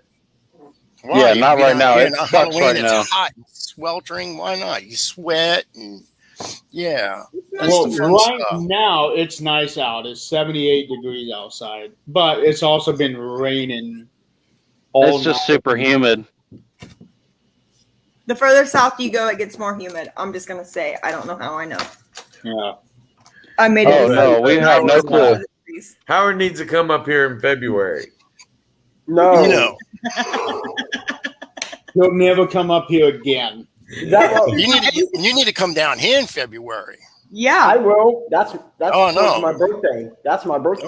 I'm telling you, the humidity doesn't just get up and just say, "Well, I'm just going to go ahead and leave." No, then it's actually the humidity turns cold, and it's that cold that gets into your bones, man. It's that cold stuff. It's cold to him. We'll be down there in cutoffs and shorts and. Come on now. When we get cold, Howard, up here we have something called a wind chill factor. We have that. Okay, the wind chill factor up here gets around -20. Yeah. Yep. Okay, push that It's and not then worse. put some humidity into that stuff. No. Oh no, we get humidity in it Yeah, in we the get form of humidity. snow. Yeah. We don't get snow. It gets too cold Three- with the snow. Last year in 3 weeks we got over 3 foot of snow. Yeah. It actually it's not cold enough. It's not cold enough to turn to snow, but it's cold enough for when it hits the ground, it'll freeze. So it becomes ice. We don't have Yeah. snow. We have ice. We get ice too. We get all that crap up here. And guess what? In inches. Black ice is what you got to watch out And for. Scott's the guy that takes care of it. And I'm the idiot that's out there plowing the roads and everything. So I work out in this crap every plow every roads. year. So Howard, you know Oh, I Pamela. think- You know Pamela. She seen that. Yeah, I do. I do tell my therapist that, and he has me on medications and stuff right now for that. Oh, Pamela lives in Upper Michigan. You poor lady. She I'm used so to. She sorry. doesn't anymore. She lived in Upper Michigan. Oh, Yep. yeah, think she's dude. in I'm She sorry. doesn't anymore. She's out west. I want to say California. Is that right? Yeah, I think she lives in California now. Yeah. John, She was asking earlier about John, where I was namaste. coming to Good luck. California or when I was coming to California. Yeah, I just seen John's. Yeah, John's got us all beat. I feel bad for you, brother. Upstate New York. Yeah, yep, no. Y'all get 3 foot of snow at once. See, y'all want me to come to Indiana, but there's one of y'all on this panel that does not want me to come to Indiana, and I'm not going to mention his name, but it starts with WW. Okay, and we talked about this last night. And WW stands for something, but he's sitting over there. He knows what it is, what it's about over there in the corner. Jeremy can shut his mouth. You must be talking I'll about show- the quiet one. I went to Louisiana. and I'll show up. Jeremy I'll show up in his house in my tutu with nothing. I mean, Scott, I'll borrow your tutu with nothing. I'll be Dude, I'll go Scott with does that every Friday. What are you talking knocking about? on his door, trying to sell him Avon or something. You know. What's wrong with Scott? How do you know? Howard, we talked about it. When you come up here, we're going to drive you 3 hours south to Edinburgh and let you try a true tenderloin. I went right through there today and didn't stop. Y'all have not had my grandpa's tenderloins. That's a true tenderloin. Have you seen the Edinburgh tenderloins? The Edinburgh one was the one that used to be on my Facebook picture. It's somewhere in that vicinity. Big. I had Rosie was supposed to be My down here my this grandpas are weekend. pretty I haven't big. seen Rosie. I couldn't finish I don't one. know. I haven't seen her around. Blake, you've Oh, met she's- me. I couldn't eat a whole one, and I was hungry. She was supposed to be That's coming from surprising. Oklahoma to through here, and she's going to Georgia. And she Oh. wanted to know about some real Cajun food, and I was going to meet her up with her and bring her to a restaurant or something. And I was actually going to bring her to Morton's because that's a pretty good. Yeah, that was a pretty good restaurant. And haven't heard anything from her. I want See, some the- real But she said it'll be this weekend, so it could be tomorrow. It could be, she could be showing up tomorrow. Nicole's been really getting on my back about going down to Old South Pittsburgh. How she jumps on your And- I've back? been seeing that. She jumps and- on your back. Quite literally, just the way that Scotty does to everybody else. Absolutely, brother. He doesn't do it to me because we're not that different in height. Yeah. Well, but you're still taller than him. He You're doesn't more jump on my muscular. back. He jumps on my leg. You're more muscular than Scott. I'm manly. But I haven't really told Howard yet. You want to go there someday? Oh yeah. Yeah. I haven't really told Howard yet. This is probably the first time he's hearing about this because I'd been telling Nicole, because she comes in, she watches the shows. She watches a lot of Greg shows though, but she'll pop in, like here and then Petri dish and stuff like that. But I told her, if we're gonna go that far south, because South Pittsburgh's on the other side of Tennessee, right on the state line for Alabama. I was like, if we're gonna go that far south, we might as well commit and go see Howard. Yeah. Yeah. Because by that point, we're only a few hours away. Make sure Howard takes you down St. Anne Street. You'll love it. No, I don't trust it. When Tim tells me to do he something, I might don't trust it. He might love it. I don't know. I don't know. Hey, Howard says you have to hold your I don't hands. judge. I don't judge people. That's Howard says you have to hold your hands behind your back, covering your end when you walk down Yeah. St. Anne Just Street. make sure you cover your butthole crack area. Thank you, Pamela. Sorry, we've brought Howard in, so it's Yeah, we've gotten I off hit topic. We need to get back on topic. Yeah, we do. And with that, Blake, I could definitely relate to you when when you were talking about the physical body can really mess with your mind.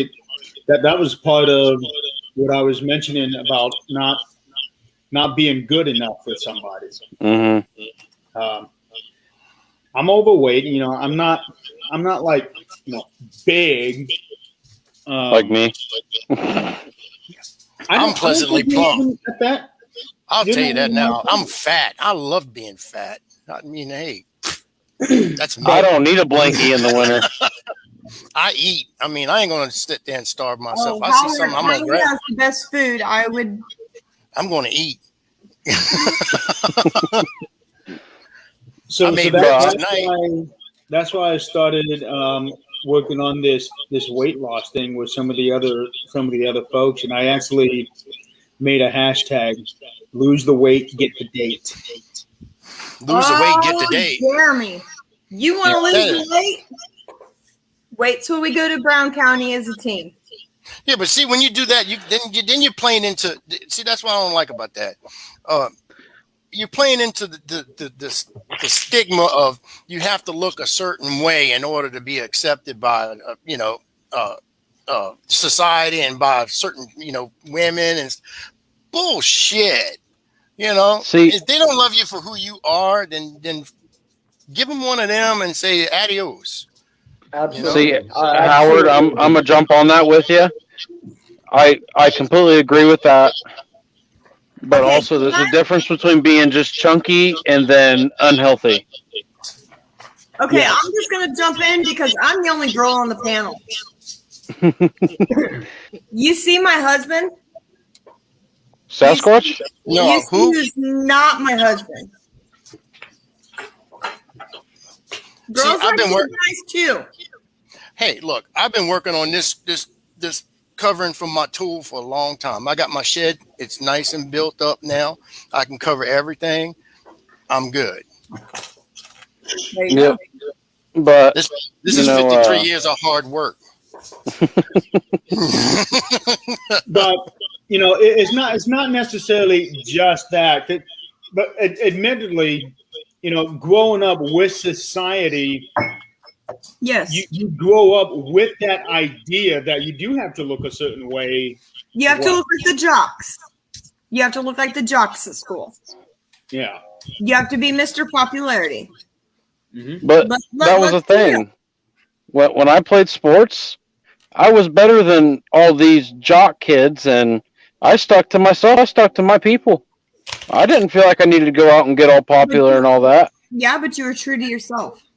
Right. Exactly. At the end of the day, you can. And that's what happens. And you want to step back on that. Like I'm saying, if you're not happy with yourself, if you're gonna, I'm going to conform to what society says. This is the attractive person. To me, that's bullshit. And then, and especially today with teen suicide rates that are skyrocketing, is because now I don't look a certain way. So and I won't be loved, and I'm being judged and everything, and then. The next thing you know, they're committing suicide. Here's what I say. Said, that's bullshit. You more than just that for me. It is also like what Blake was saying. It is also about being healthy. But you're healthy. But here's what I want to tell you, Jeremy. That I have had done over the last couple of years. The numbers are saying I'm very healthy, but inside I'm not feeling it. Here's what I told Crystal. When Crystal started to lose weight, I told her, you do you. I'm going to love you regardless. I'm going to be there regardless. But there's also healthier. You do it for you.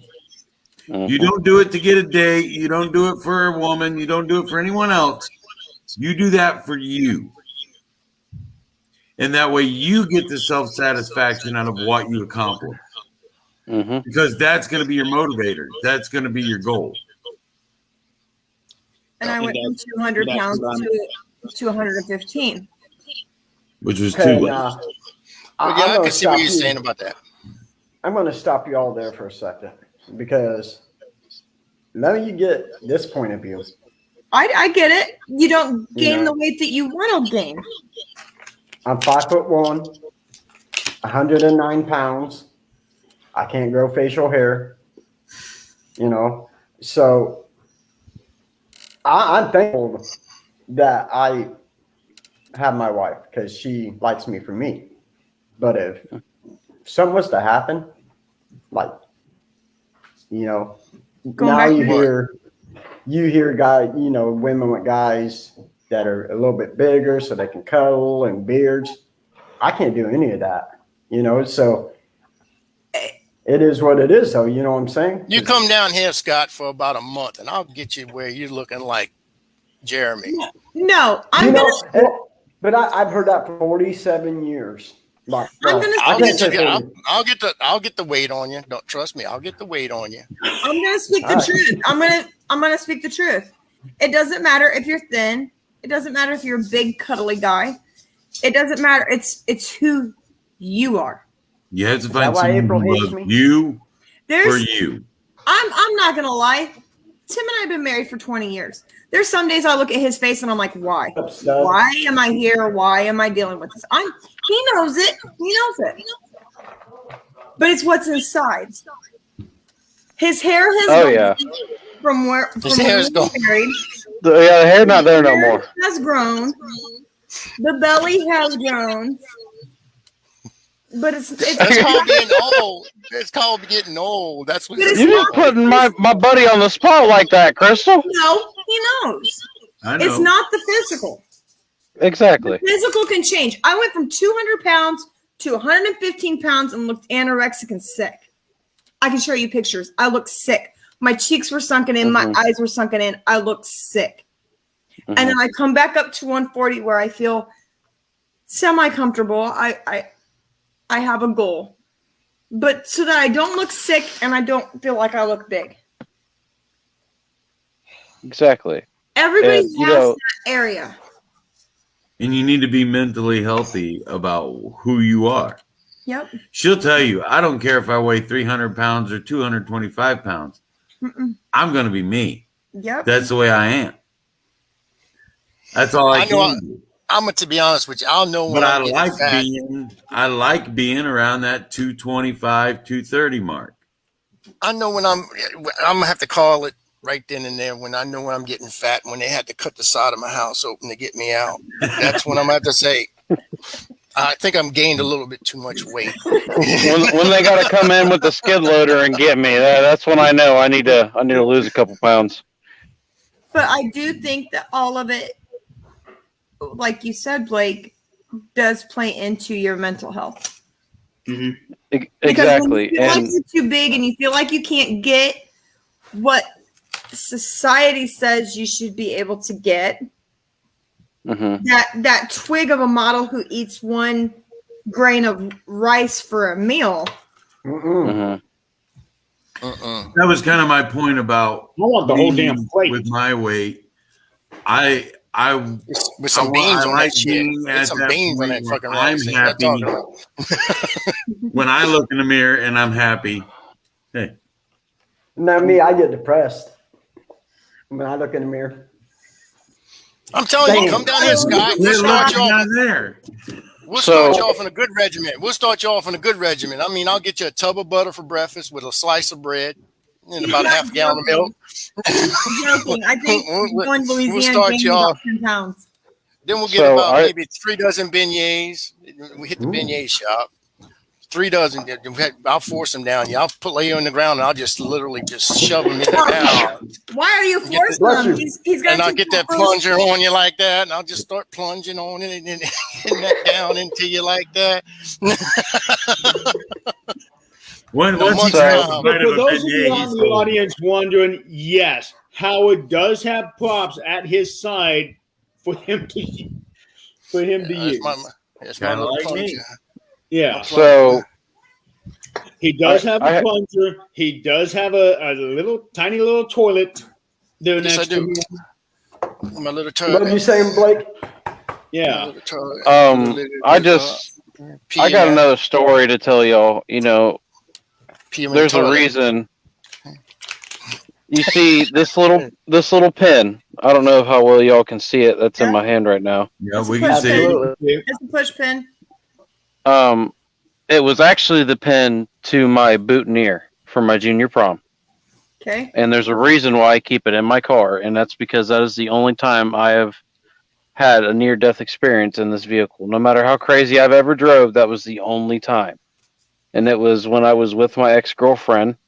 She was pregnant with her ex's baby at the time, and I keep that there as a reminder to be a safe driver, you know, because I don't think I could ever forgive myself, you know. Luckily, everybody was fine. We were all completely fine. Got the car out and everything, but I don't think I would ever forgive myself if something would have happened to her or that baby, because maybe I wasn't around when that baby was born, but I was definitely attached to that child.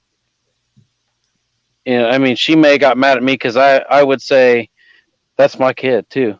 You know, she'd get mad at me for it, and I was like, I don't care how mad you want to get at me. You know, I'm looking at this child as my own. We are together in a serious relationship. I'm gonna treat that child as my own. Uh-huh. And you know, that's coming from me because my dad was never in my life. And, you know, so I want to set that example that, you know, just because I didn't have a dad in my life doesn't mean that I can't be a good dad. Exactly.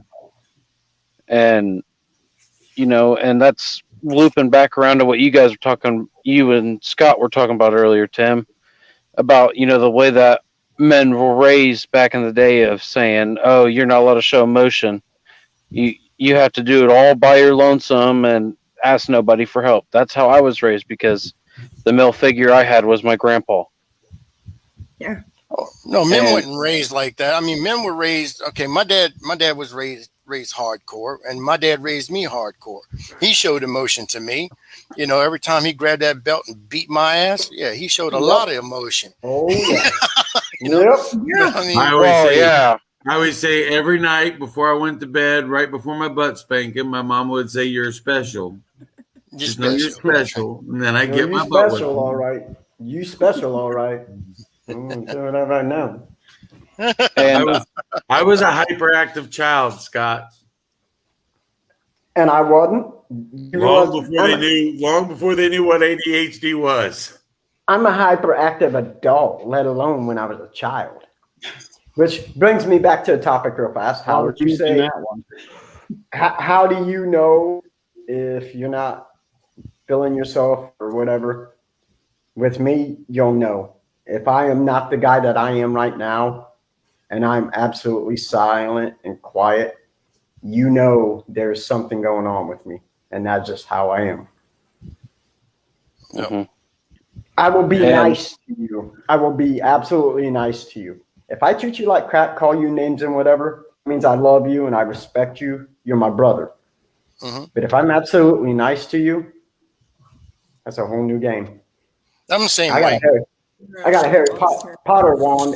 I got a Harry Potter wand, and I'm gonna boost somebody's swish and flick.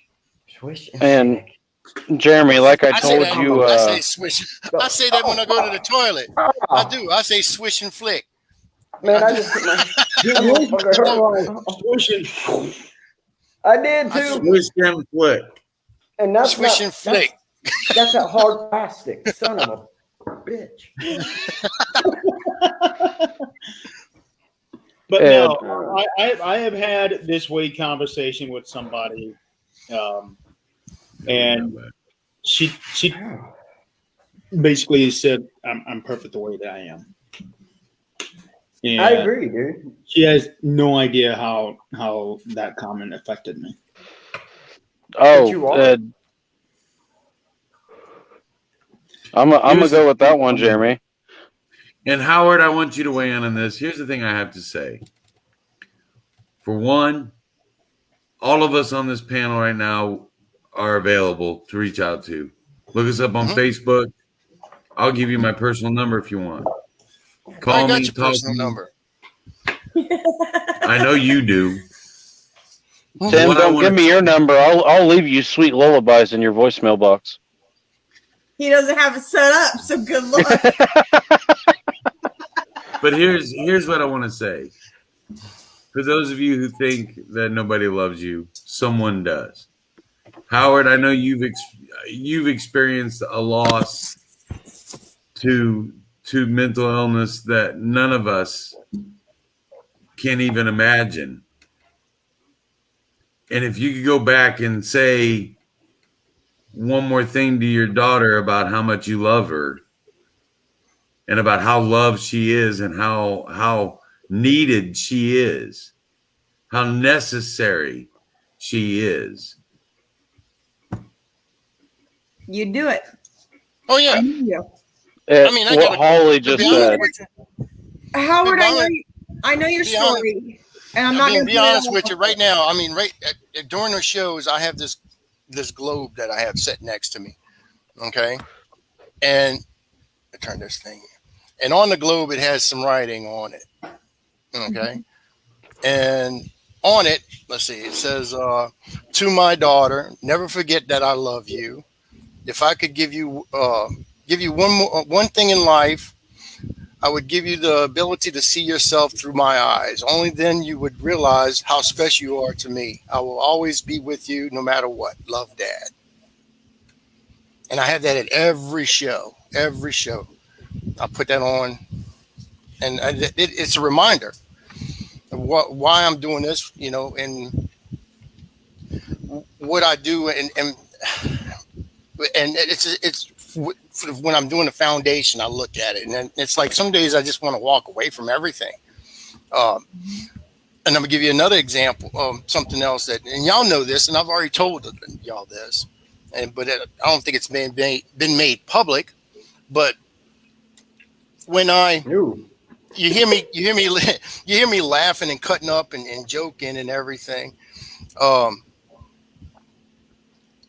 a lot of famous people have done that same thing. They get paid lots of money to do that. Mm-hmm. Famous comedians. And what happened to all of them? They commit suicide.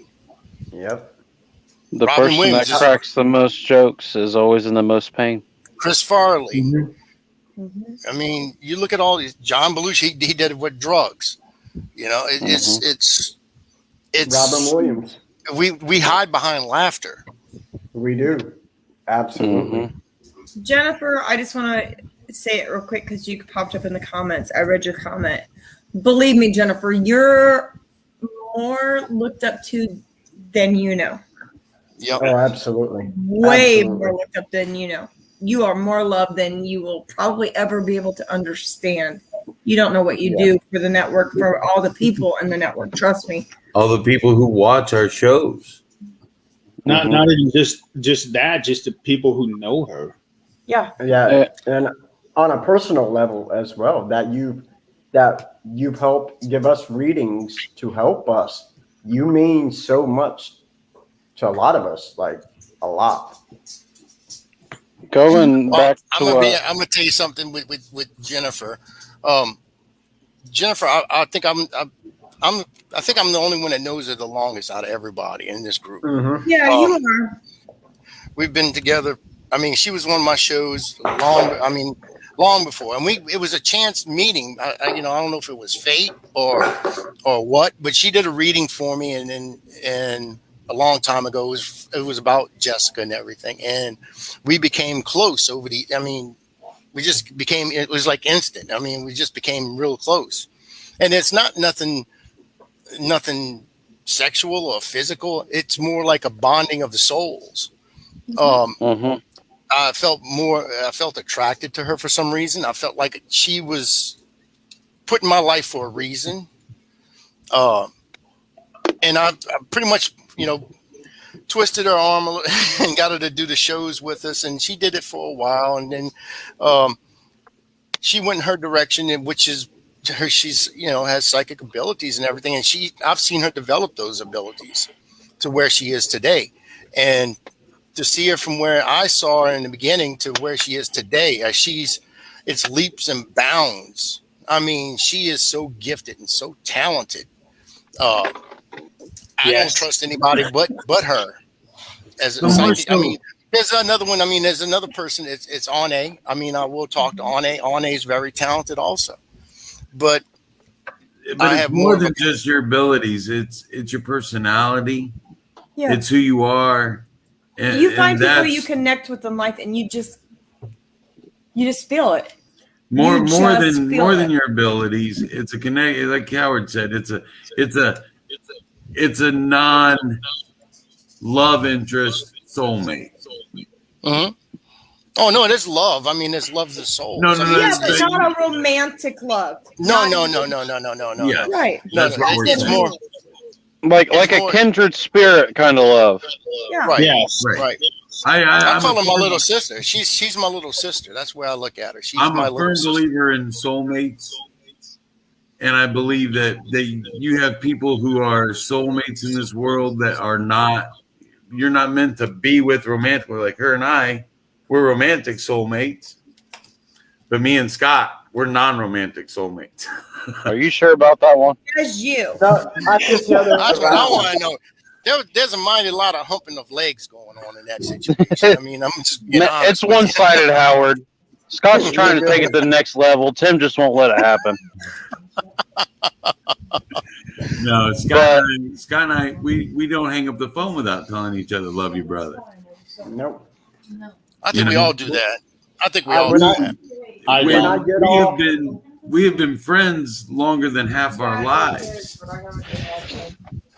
I think we all do that. You know, those kind of friends that you can go to and that you can be with forever, that you never get bored talking to. I can talk to Jeremy every day at work. I can talk to him every day after work. I can talk to him all day long. And you normally Howard, Scott, I can talk to any time of the day or night. I mean, you never get bored with one another. If I see him pop up on my phone that he's calling, I'll let people know. Well, clear my schedule for the next 5 hours because I'm going to be busy talking to Tim. Yeah. But it's funny because when we start talking, Jeremy and Scott and anybody who talks to me, we lose track of time because we're interested in what each other has to say. I mean, it was just like it was like me and Tim at Davies. You know, we were sitting right there in the front room, right in front of the kitchen, keeping an eye on Jeremy.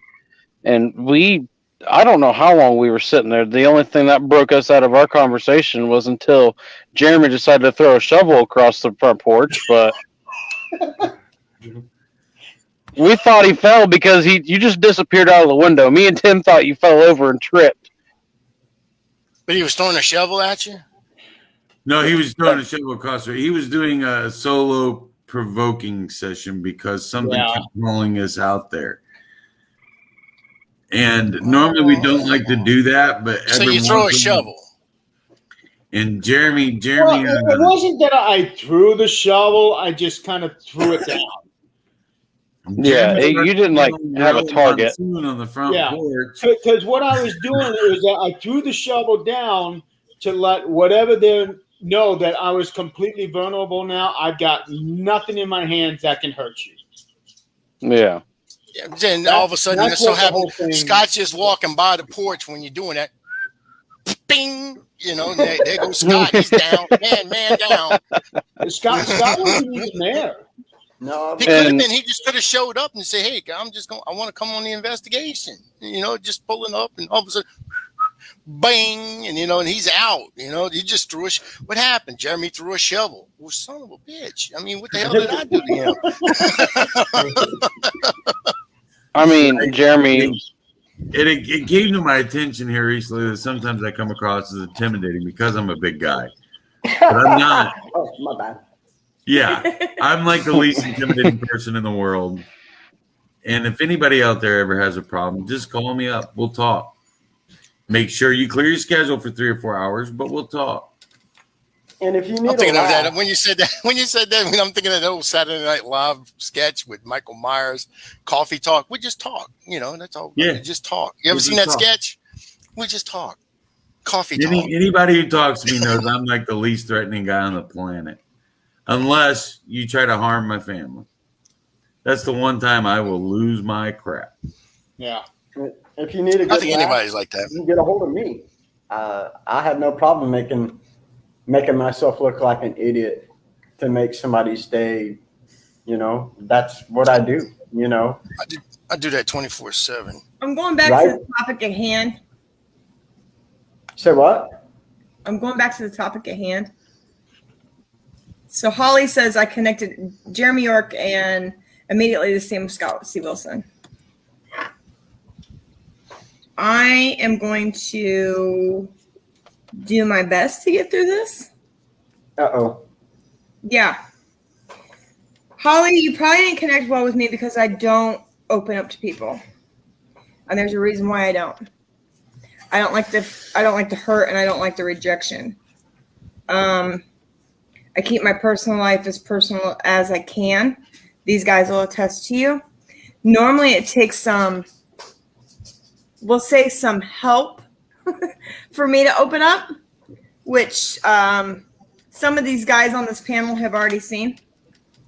And it's normally in the form of some different kind of spirits.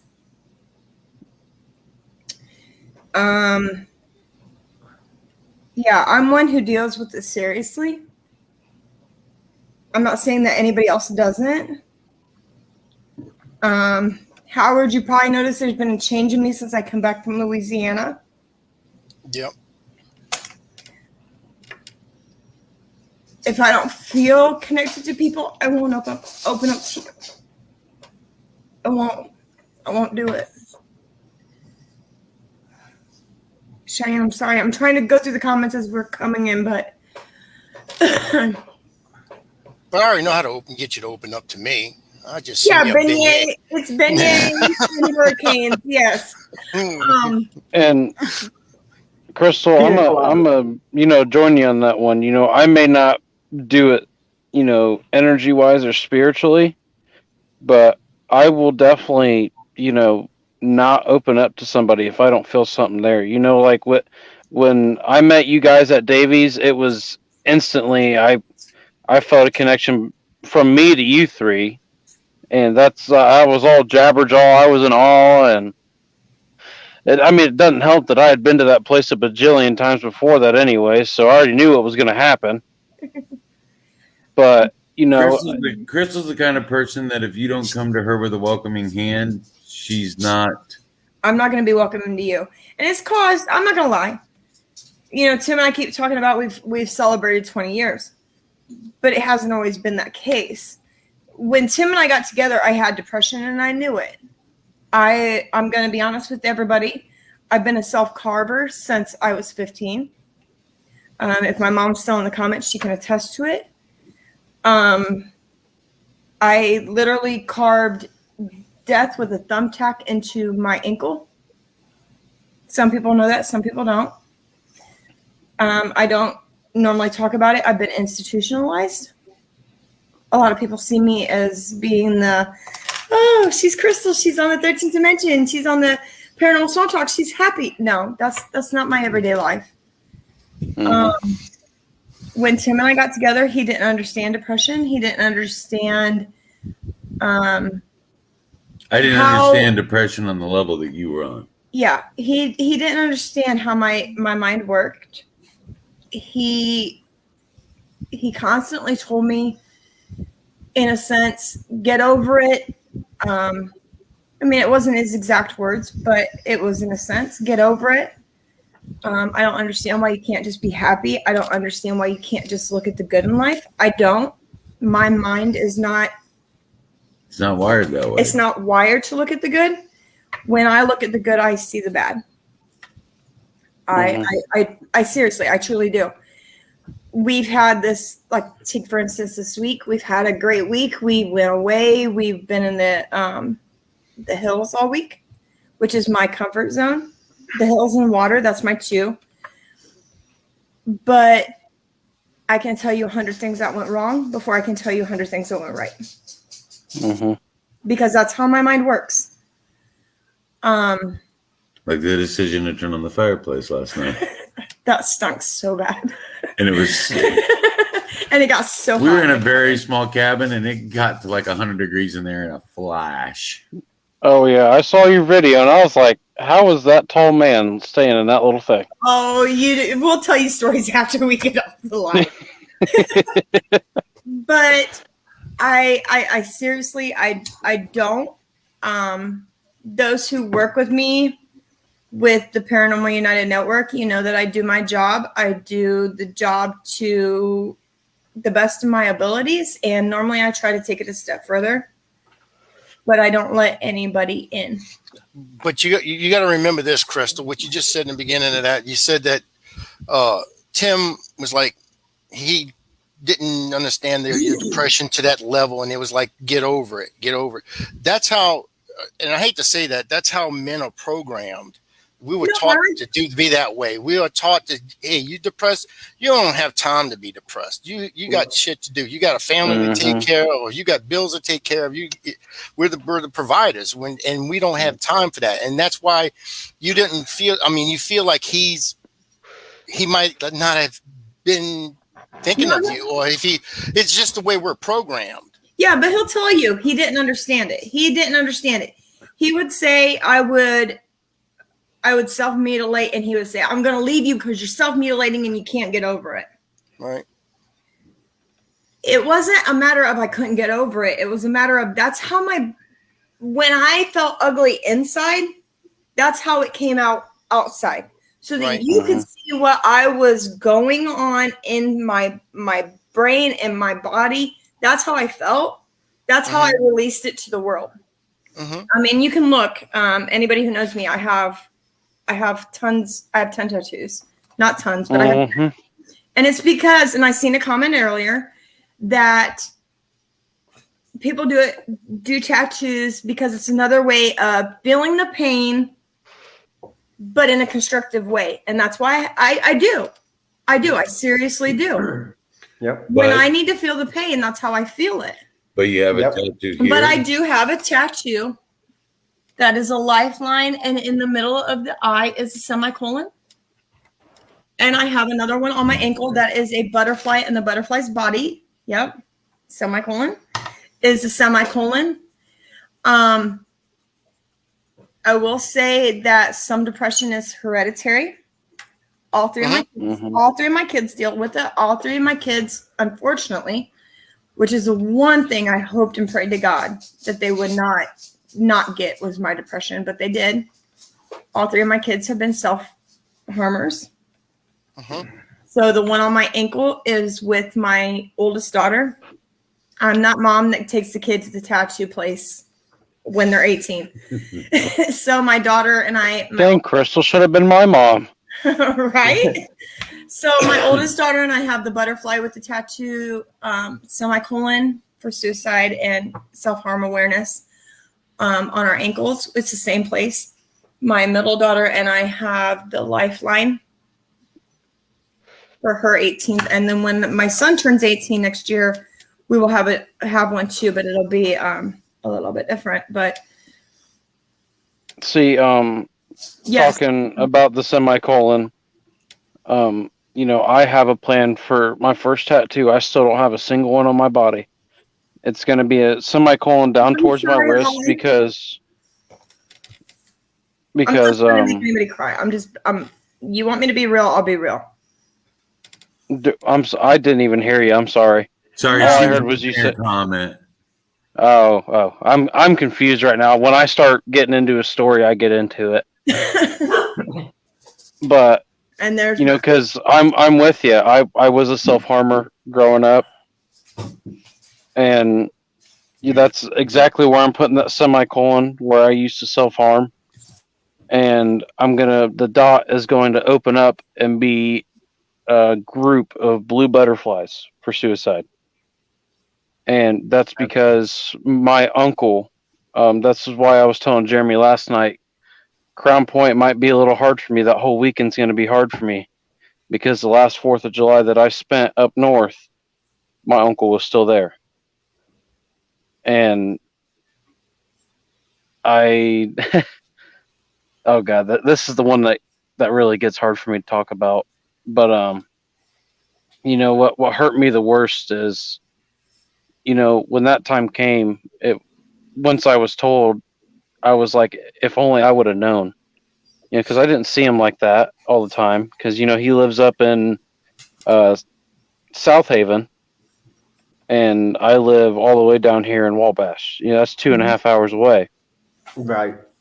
And so I don't get to see him every day. I don't get to see his everyday mannerisms. All I see is that mask that he puts on for 3 to 4 hours at a time, and that's how I knew him. He was always cracking jokes, smiling, laughing, and that meant a lot to me. He was the person that taught me how to find the light in the dark. How to find the good and the bad. And because I used to be a lot like you, Crystal. I'm going to point out 100 bad things before 100 good things. But after spending a lot more time with my uncle, I slowly. There's still certain times I'll be a pessimist about things, but certain things I can still find the light in. But like I said earlier, I grew up without a father, and somebody who taught me an important lesson like that, I'm going to look at as a father figure. And he, I still got one of his favorite shirts. He was always wearing a button-up shirt. Just not like a fancy dress shirt, just like a button-up shirt that you'd see Grandpa wearing down in Florida with the top buttons unbuttoned, showing his chest hair, But, it's just a plain red one, and it was one of his favorites. And then I also got all of his bowling gear. That's what I bowled with through my senior year, was all his gear, his bag, his rag, his ball, his shoes.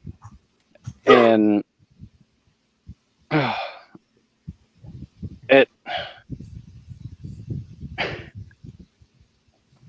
it's just, this next weekend's going to be real hard. And the reason why he did what he did is because he refused the help. We never tried to force him. We just offered him this and that and this and that. And exactly, John, he wanted no one to feel what he was feeling, because he was going through his nephew's death that he treated like his own son, the same that he did me. But that nephew was a lot closer to him. It was like a son to him who had passed away. And then just before he took his life, his mother had passed away. And so he was dealing with a lot of demons. And he didn't want anybody, to really feel what he was feeling, because he was always that person that made everybody else happy. And the thing of it is, and it's the best way that it's ever been described to me, and it's the best way that I describe it to other people. Depression is like alcoholism. Mm-hmm. And maybe more so when you're a self-harmer. An alcoholic, if they walk into a bar and they take that one shot leads to 2 leads to 4, so on and so forth. Mm-hmm. When you're a depressed person and a self-mutilator, 1 cut leads to 2 leads to 4 leads to what? Too many. Yeah. 4 leads to being laying on the floor in your own vomit, somebody urinating on you in the public bathroom. Yep. That's what they winds up leading to. I will say that 17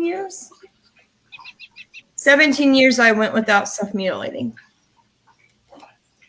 I did everything in my power. And I can tell you, anybody who wants to know, I can tell you a myriad of tools that can help. Get lost in art, get lost in breaking your stuff, get lost in your music, find a hobby, find something that you can enjoy that'll bring you out of it. Sometimes just sitting at the river works for me.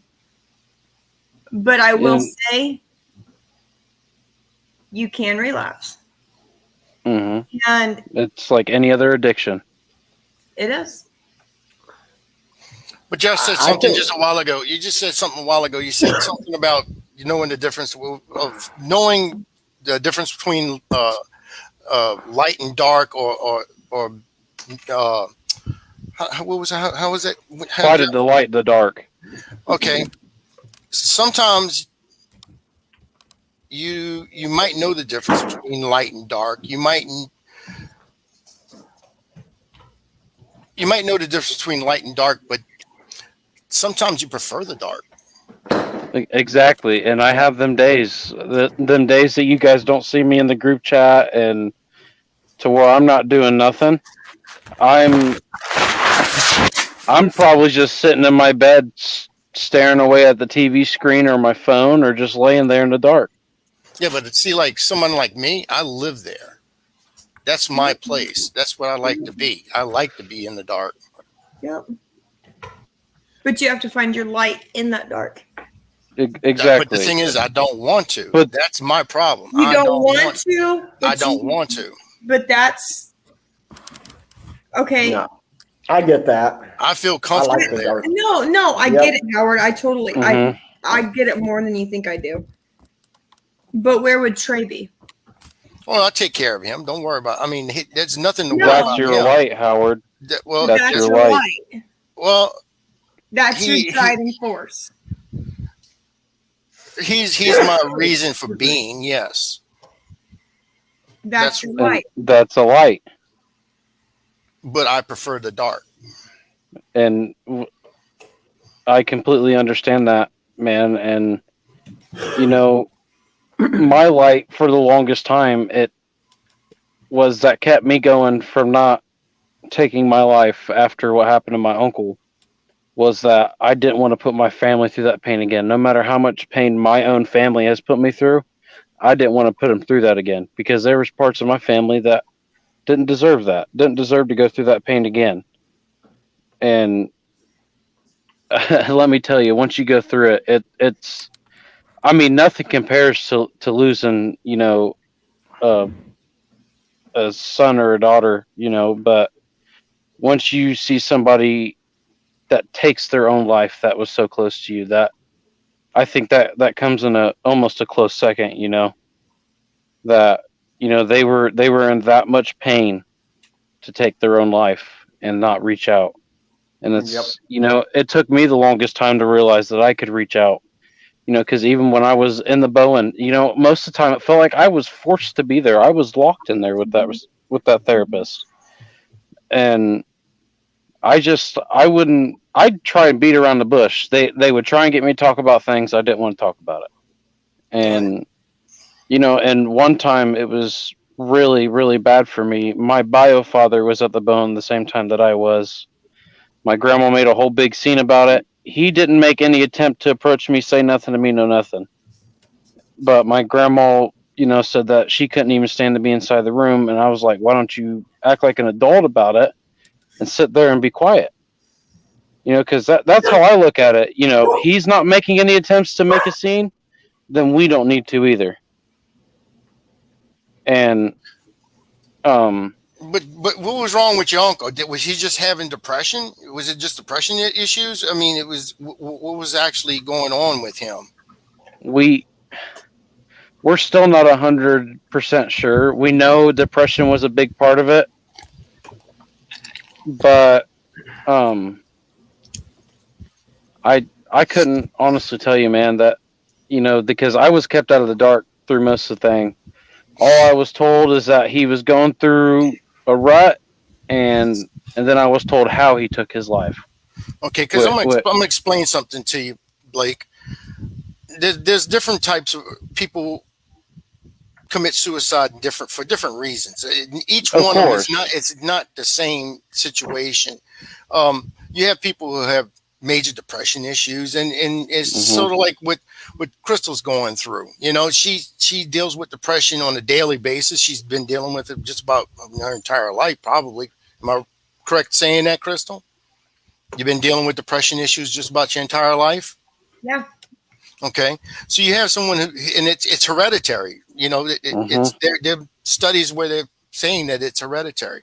Then you have people who are just they're just spontaneous. Something happens in their life that they just can't handle, and they commit suicide. And then there's actually mental illness where now I'm not saying depression is not a mental illness, but there's say like I'll give you a prime example. My daughter, she suffered from schizophrenia. Now, what she could have gotten help. She could have gotten on medications, and she would still be here today. But it's a lot of the suicides are coming from a lack of help. There's not enough psychiatrists out there right now. There's not enough mental health help out there right now, period. Matter of fact, there's a shortage of psychiatrists and they have counselors, but there is a shortage of psychiatrists. There's a shortage of psychologists. They don't have enough people out there to treat mental illness right now. So it falls back on who suffers. Well, the person who has a mental illness. And what happens with that is 9 times out of 10, if it's that severe, they're going to commit suicide. And that's where they need to start actually doing something. And that's what our foundation's based on. I mean, it's our foundation's based on helping pregnant women, okay, who are suffering from mental illnesses and perinatal, prenatal, postpartum depression and mental illnesses. But it's just like, I'll give you a prime example with that.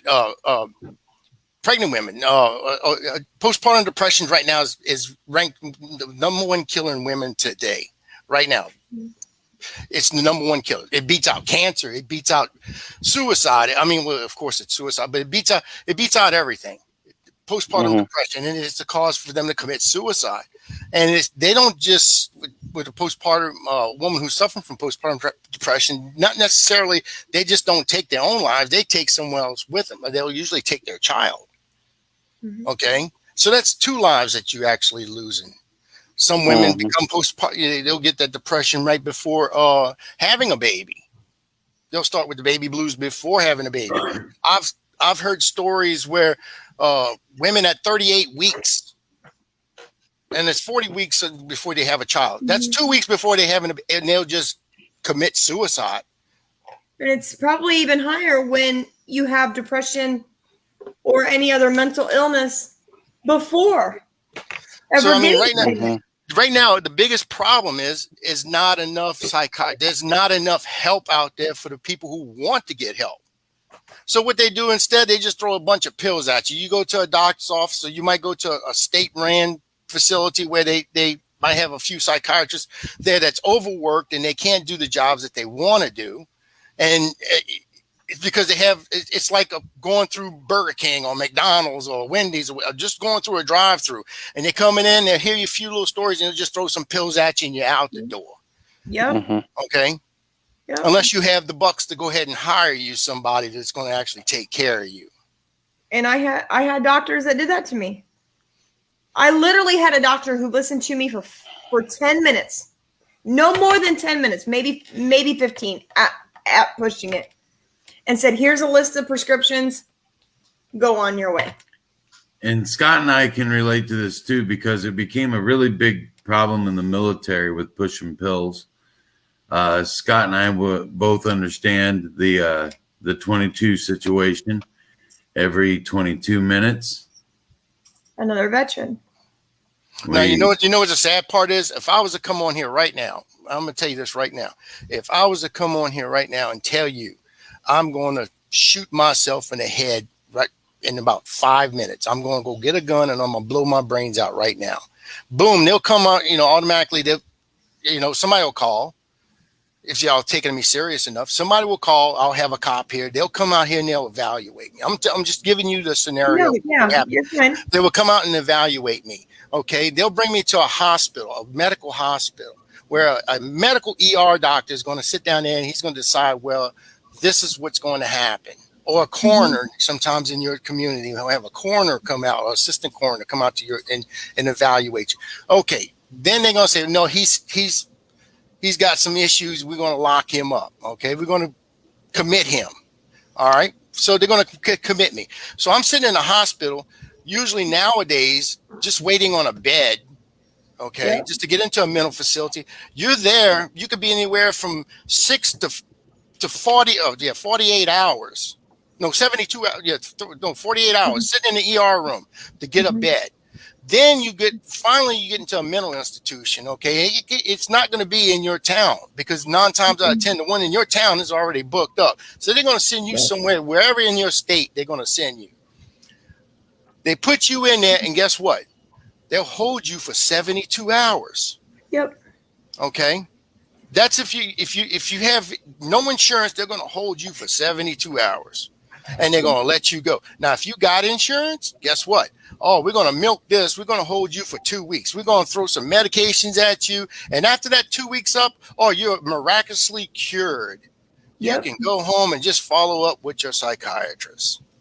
Yep. The one that you can't find because there's not one in your area because there's a shortage of them. I gotta get going, y'all. All right. Okay, Blake. Thank you, Blake. Thank you. Thanks for having me on. Thanks for letting me share. And Anytime. Thank you guys for everything y'all do. You're never bothering me. You can always message me. I might be busy, but I'll answer you. No, I'll just text him now. Well, you're not going to get an answer. The guy's already told me that. I know. All right. I love y'all. Y'all have an awesome rest of your show. Have an awesome night. I'll catch y'all soon. All right. All right. I know. What I was saying with the military was with PTSD. And I saw Jennifer said it. 12 of them at a time. They'll throw different doctors and different pills But the military had a big problem with throwing pills on that people were becoming dependent on. And what they've learned is these guys have to talk it out. Thankfully, a lot of the VA hospitals are starting with real psychiatric care that's really helping a lot of people out. But we still what kind of psychiatric care did they have before? That's the scary part. Right. I mean, think about it. Like I said, they were just throwing pills at people. We had a friend. Okay, so anybody who knows us who knows, we've raised a bunch of kids that weren't our own. Our house was always open to everybody and anybody, and it still is. Well, we had a kid that was the same age as my brother. He came from a very broken home. We took him in under our wing. He's about 9 years younger than me and 10 years younger than you, roughly. Anyways. No, he's 13 years. 13 years younger than you. But he decided he was going to go in the military, and he went. He did a couple tours, and he served his time. 4 tours. When he came back, he wasn't the same person. To the point, he lived with us for 3 months. And he would tell us, if I wake up screaming on the couch, don't touch me, don't wake me, don't bother me. Because of the stuff he's seen in combat. Now, I know what he's seen. He's shared it with us. I'm not gonna share his story. It's not my story to share. But I will say this: it's sad. It really is, because the kid that left, because I knew him before he left. She's trying. Just leave her alone. The kid that left isn't the kid that came back. I haven't heard from him in 3 years because he's totally reclused himself. It's not from lack of trying. I've reached out. My kids have reached out. He was friends with my kids too. He's like a big brother to our kids. And he hasn't responded. But that's the military side of it. Everything in life can, I know we try to keep things really clean on 13th Dimension, but everything in life can hand you a shit hand. You don't have balance in the world without good and evil. You don't have balance. You take it back to biblical times. You have Jesus and you have the devil. Everything has a yin and everything has a yang. Everything in life. It doesn't matter. You can be the greatest person on earth, but somebody's going to find fault in you. That's the truth of it. how Howard was talking about calling, and I want to add to that. And this one's going to be hard because Jeremy doesn't even know this. So when our buddy Sean committed suicide,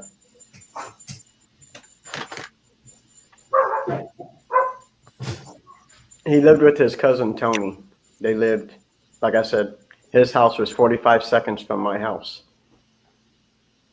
Sean called 911 and told the dispatch that they needed to send a police officer over. And she said, why? He said, I'm going to commit suicide. And the gun went off. The police showed up, knocked on the door, no answer, obviously, for certain reasons. Turned around and walked away rather than doing a health wellness check and going in. His cousin Tony came home and found him. And that's the hardest thing.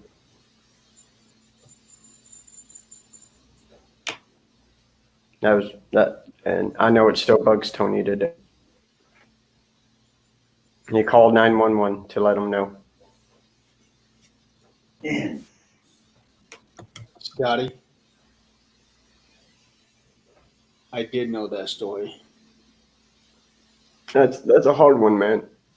It is. That's a hard one. That's the fault of the officer. It is. And I'm not knocking police. I support. You guys don't even know what all I support, but that officer should have broke down that door. Yeah. Especially when that was heard across the 911 call. If I was the officer, if I was the medic, if I was the firefighter, if I was a first responder to that scene, I'd have burnt that house down. Right. That's what they do here. They do that here in St. Tammany. How do you not know, like, it was foolish for the officer to do that? Because even if they are attempting suicide, the officer probably wouldn't even realize that he may have still been alive. Yeah. Well, that I don't know, because I think Sean had it planned, and unfortunately I don't think there was any stopping Sean. No. Unfortunately, a lot of people, when you get to that point, it doesn't matter. No, they already know what they're going to do and how they're going to do it, and who they want to have them find them. That they even think about that too. And Sean's not the first person I've dealt with something like that. My cousin Mark, when I was younger, actually slit his wrists. The only good thing was that his blood clotted up, and it kind of saved his life. But the worst thing is my mom and I had to go over and clean the apartment and clean all that blood up. And that was the first time I ever dealt with that. And I'm thankful he's still here, but that is a hard thing. Scott, I don't know when the last time you saw Sean, but the last time I saw him was when we had lunch at Steak and Shake in South Point Casino in Vegas. That was when we had the national bowling tournament down there 2 years ago. Adrian, I'm gonna stay out of call to charge. If I'd have known, like when Jeremy did his Houdini act a couple weeks ago and didn't answer anybody, I'd have called a charge. I'd have taken it. I'd have taken it if I'd have known my friend was okay. I honestly wouldn't give him a shit. If I know that my friend's in trouble or my friend needs help or something's wrong with my friend, I'll take the charge. And when the judge looks at me and says, why did you do what you did? Because I'm trying to help save somebody else. I don't give a shit. I think it'd been a What she's talking about that Houdini thing is that I was asleep. I know you were asleep, but if I really thought that you were in danger, Jeremy, I'd have broken into your house, and I don't give a crap what the repercussions would have been afterwards. I don't. Because if it meant that I knew that you were okay and you were safe and you were fine, I'll take the charges any day of the week. Yeah. Luckily, you were able to get a hold of Tim, and he was able to let you know. But it wasn't until after midnight when I got a hold of the first person. That was Sydney. Okay, she called several times. Scotty called several times. Crystal called. Joe called.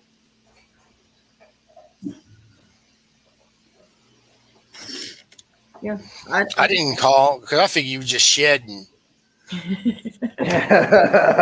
Yeah, but what it was, I was just so tired that day because I didn't get any sleep the night before. I was working that day and I was running on fumes from the first hour. And every break I was trying to catch a nap. So I didn't get on my phone, nothing. I did have my phone with me on my last break, and that was to call my dad to let him know, hey, I am not coming over after work. I am going straight home and going to bed. That was the only conversation I had with anybody that day. That's why we tell you to get some sleep and rest and stop staying up so late when you got to work. Yeah. You got to do like I do once a week. Sundays is my day. I will unplug. I will not get on the phone. If I do, it's for something stupid, or I might be playing a game or something, but I will not do anything computer wise. I just step away, unplug. And I just have to that's my day to just kind of just clear my mind and just go about my, just to get some zen or whatever, meditate or whatever, it's my time. And I'll take that whole day, and that's what I do. Phone rings, I will not answer it. He's not joking you. He's not joking you. We're coming back from Louisiana just to let him know Howard, we made it back to Indiana. No answer. He's like, I told you I don't answer my phone on Sundays. I don't answer on Sunday. I don't do that. I want to say, Holly, I'm sorry. Go ahead. Holly, I want to say yes. This is just my personal opinion, so I can't answer for like Jennifer Lee. In my opinion, I would say yes, just because it can be so overwhelming to get all the feeling that spirit's giving you. In my opinion, I would say yeah. That's my opinion. I would have to agree, and it's kind of from a little bit different of a standpoint. So when I found out that I had depression and the issues that I had, my first thought as a career would be to go and be a psychologist and help people, because I knew what it felt like and I wanted to be there for them, and I wanted them to have somebody, kind of a save the world mentality. And I never pursued it. Other things kind of happened in life, so I didn't go to college right out of high school and different things. But then my kids started going off to school and graduating. And my oldest daughter, who any of my kids will tell you, she's probably about the most like me mindset. She wanted to go to psychology. She started psychology school, and she said, Mom, I don't think I can handle this because I take on everybody's problems as my own. And I think as somebody who has the psychic, medium, whatever abilities you want to say they have, I think they kind of take that in, and it's more personalized, and they take it upon themselves. So I think you're right. They probably do.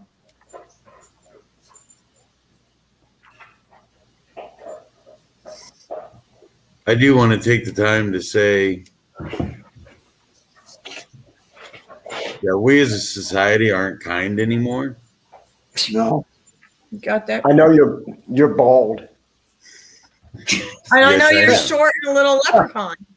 Yeah. Damn right. In fact, we were out hiking in Brown County State Park yesterday, and I saw this little white and red mushroom growing. She actually took a picture of it, and I said, I bet I get Scotty to eat that. And she goes, why? I said, it's white and red. It's like a Mario mushroom. I tell him to make him grow. Wow.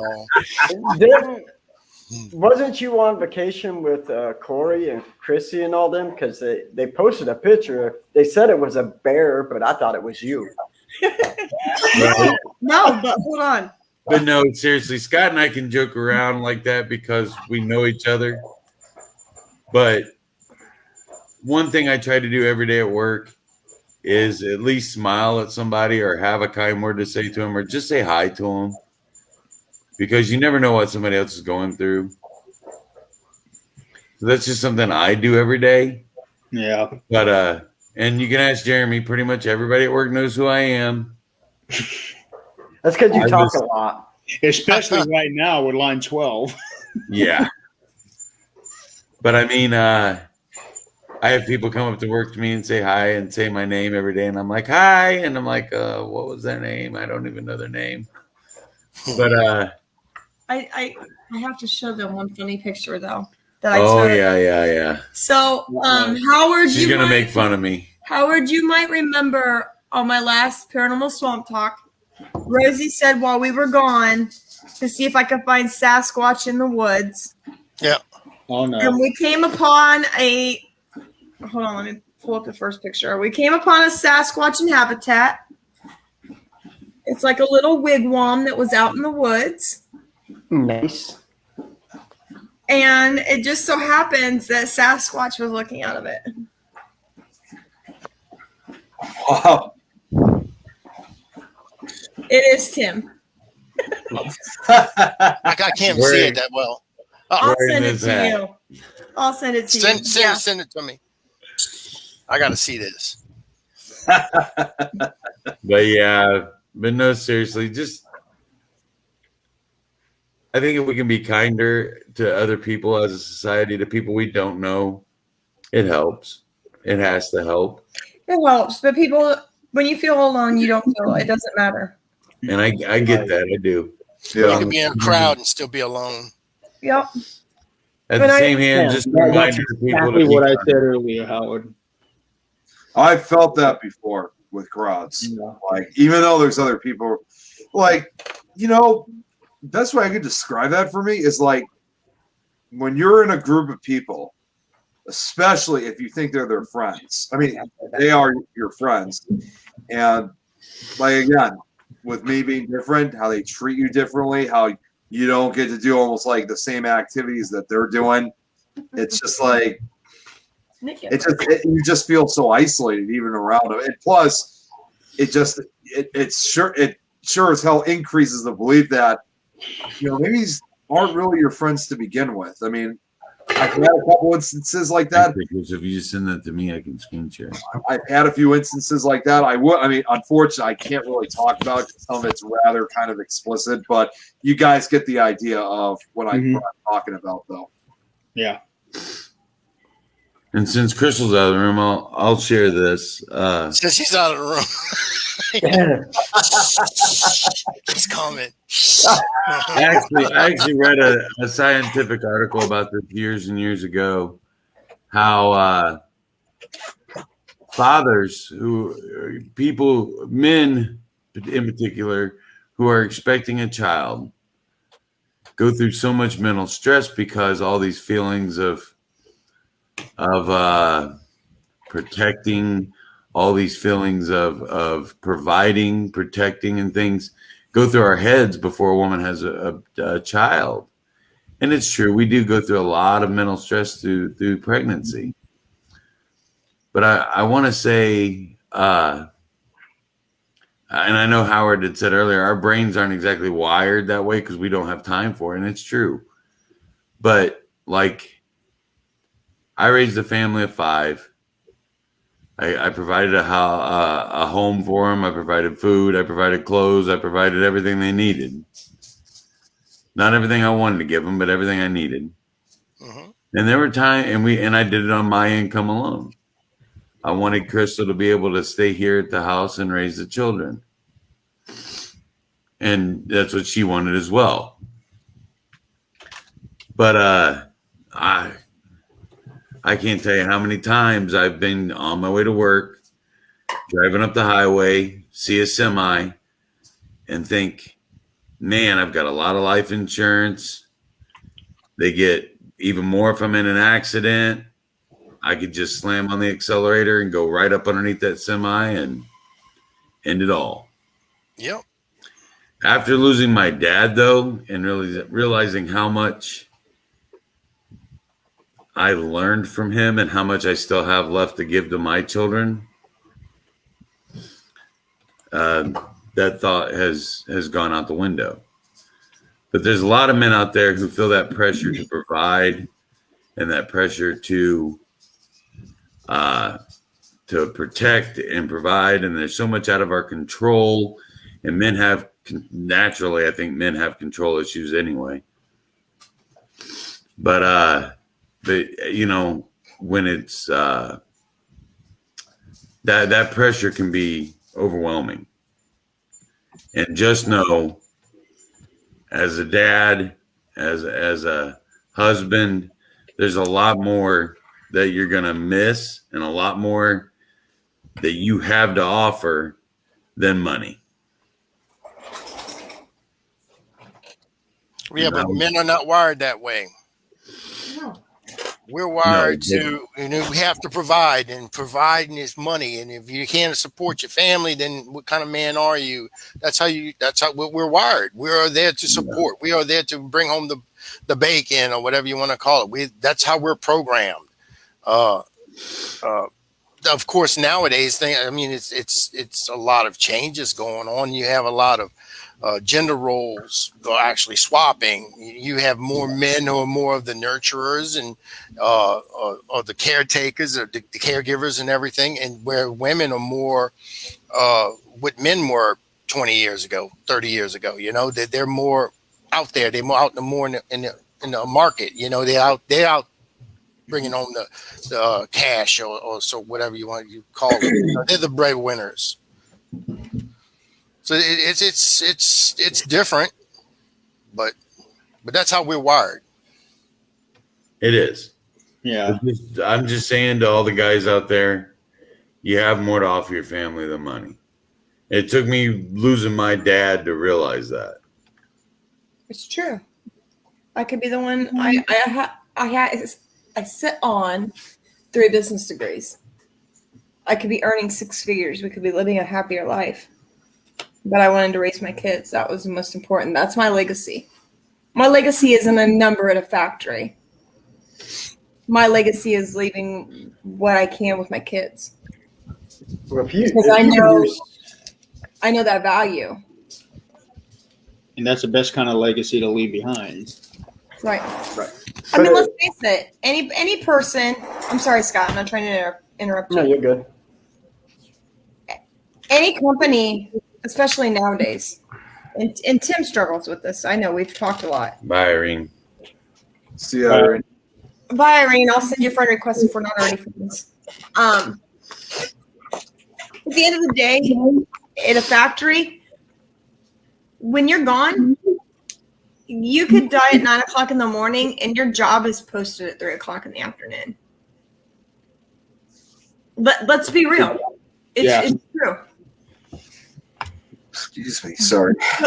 But my kids are going to tell about the times that I was funny, the times that I would dance with them in the living room, the time that I would, through COVID when they couldn't have proms and I held proms in my living room for 20 kids. When I had some of the teenagers who've gone through here turn 21 and my house became the bar for them that night because they couldn't go out and celebrate. It's those kind of things that they're going to remember. They're going to remember when I was in the backyard with them and my son, we were trying to teach him baseball and he hit the ball and we're with a metal bat. With a metal bat. And we said, you put the bat down and you run to the base. We're trying to teach him, Well, he took it as you throw the bat, and Mom was playing catcher. Hey, Leah. And, yeah, Mom has a scar across her forehead because he smacked her with the bat instead. Those are the kinds of things But those are the kinds of things that my I'm kids are going to laughing remember. because I watched that all happen, and so I watched that bat spin flat through the air in slow motion and come back and just crack. It was the knob on the end of the handle, crack right between the eyes. Wow. Or the time that Tim and I came back from a fishing trip with a hook in my nose. I'm not exaggerating. A hook through the bridge of my nose. Oh my God. That's why I ain't going fishing with you guys. I got hung up, Scott, and yanked. Yeah, And the fishing line flew back and smacked her right in the face. Oh my God. That says it all. That just sounds horrible. The hook went through the bridge of my nose. It was a 1 in a million chance. And God. And we cut the line off, and the line kept catching on my eyelashes, and then it would move the hook. But you had a really bad day. Yeah. Just a free piercing. Yeah, Leah. I told him next time to do it a little further down because that's It was cool, literally but, right here, between her eyes. Yeah. Yeah, I thank God every day it didn't hit her in the eye. Yeah. That's the kind of stuff that my kids are going to remember. You go into a workplace, you're going to be a number. Yep. You're not going to. That's everywhere now. Yeah, anywhere. You're not. I don't know about that right nowadays because right now they're actually down here anyway. They're begging people to come to work. They're actually begging people to come to work down here. They're begging people up here too, but on the same hand, if you leave that spot. Bye, Jennifer. Bye, Jennifer. Thank you for joining us. At the end of the day, though, you're going to be a number. That job is going to be posted before you're even in the ground. It'll be posted, but nobody's going to fill it because there's nobody wanting to work. Well, why? Why would you? Howard, we're going to get off on a whole other tangent that you don't want me to get off on. Yeah. No, I don't want to get on that tangent right now. That's another tangent. Hey, Crystal. Yeah.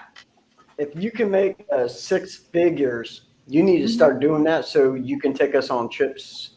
I'm just saying, bro. I'm just saying too. You can fly me up. You can fly me up in a Lear jet, first I think he's class talking about that world tour Indiana, which he's joking around about. Instead of making me drive 13, 14, 15 hours, that. Howard, I drove nice. 15 hours to you. You can drive. But you was halfway here already. Y'all. You just wanted to. No, we were 4 hours there. We had 12 more to drive after that. Yeah, after a whole night of investigation. I have to go all the way. Yeah, that's 15 hours for me. Yeah. Okay, really quick. With Jackie. I get that, Leah. I'm a city worker, and I may be a number or whatever. But for me, it is a career because I've been there 6 years, and after 10 years, I can get full retirement. So in a sense, it has become a career for me just because of a place that has given me a good benefit and not a whole lot of time. So I just wanted to post and comment on that, but thank you for sharing that. I absolutely agree. Yeah. Leah, he works for Huntington. That's my cousin. I figured that. Anyways, you were saying, Jeremy? Yeah, really quick. First, I wanted to recognize this comment right here that Holly made a little while ago. She is 100% right, and it wasn't until a couple of weeks ago that I actually recognized that. Well, the problem is, Jeremy, you had that in August. Hello.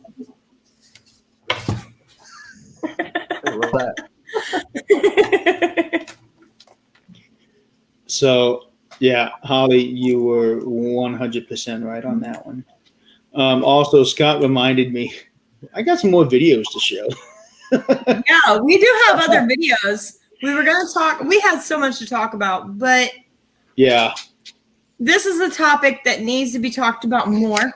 Yeah. Mm-hmm. It needs to be more normalized instead of taboo. I know suicide is dark. It's depressing. It's not places people want to go. Death is not normally places people want to go. But we're the weirdos who search for the dead in the dark. Yes. I actually was gonna. Oh, sorry, Crystal. Go ahead. Sorry. No, go ahead. Go ahead, Nick. There actually is something I would like to show you guys. Before we end tonight, it's something that's pretty important to me. I mean, I'm only just going to show a minute. It's a video. But I'm only going to show a minute of it. But it does talk about suicide awareness, which we're not ending just yet. We're not ending just yet. 7.5 video to show, and then before we do end the show, I do have like an 8-minute video for everybody. Yeah, but I do want to show this video right now. Is basically in honor of a lot of the famous people who have unfortunately committed suicide over the years. I went through a whole list. It is astounding how many famous people have actually taken their own lives. So I just went and grabbed 21 people, and I want to recognize them right now.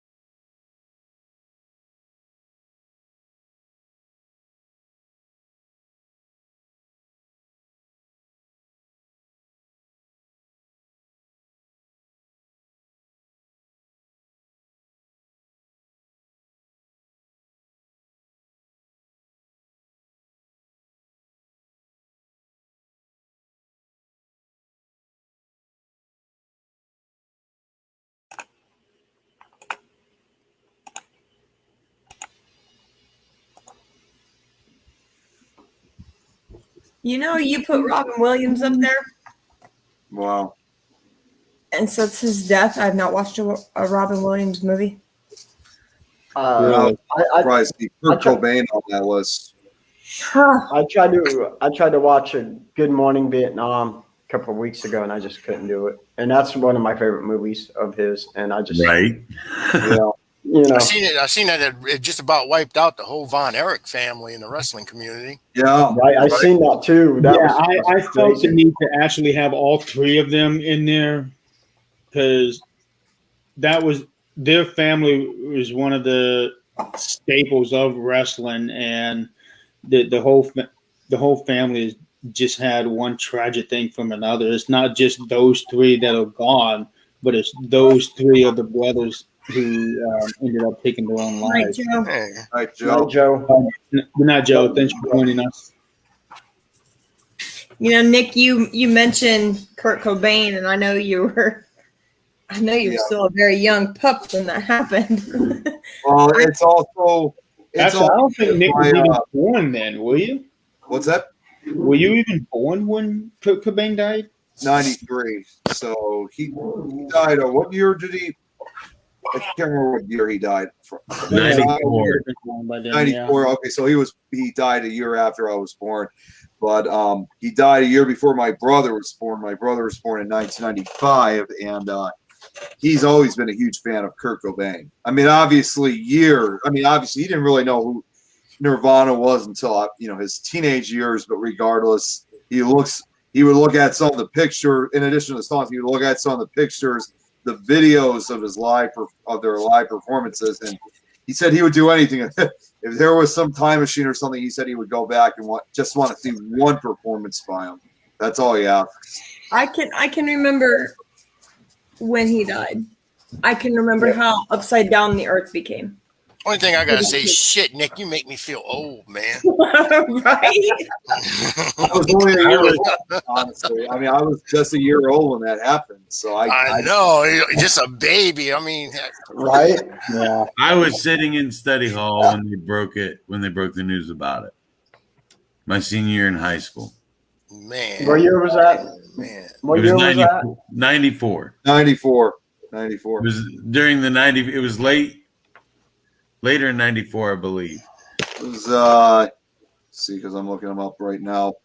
And I wasn't even into music at that time, so I had no idea who he was until after the fact. And where was you at, Tim? I had just I was in started high playing school music. study hall. What, I graduated high school in 95. April 5th of 1994. That was 7 years, dude. 7 years I was already out of high school. 7 years out of high school, man.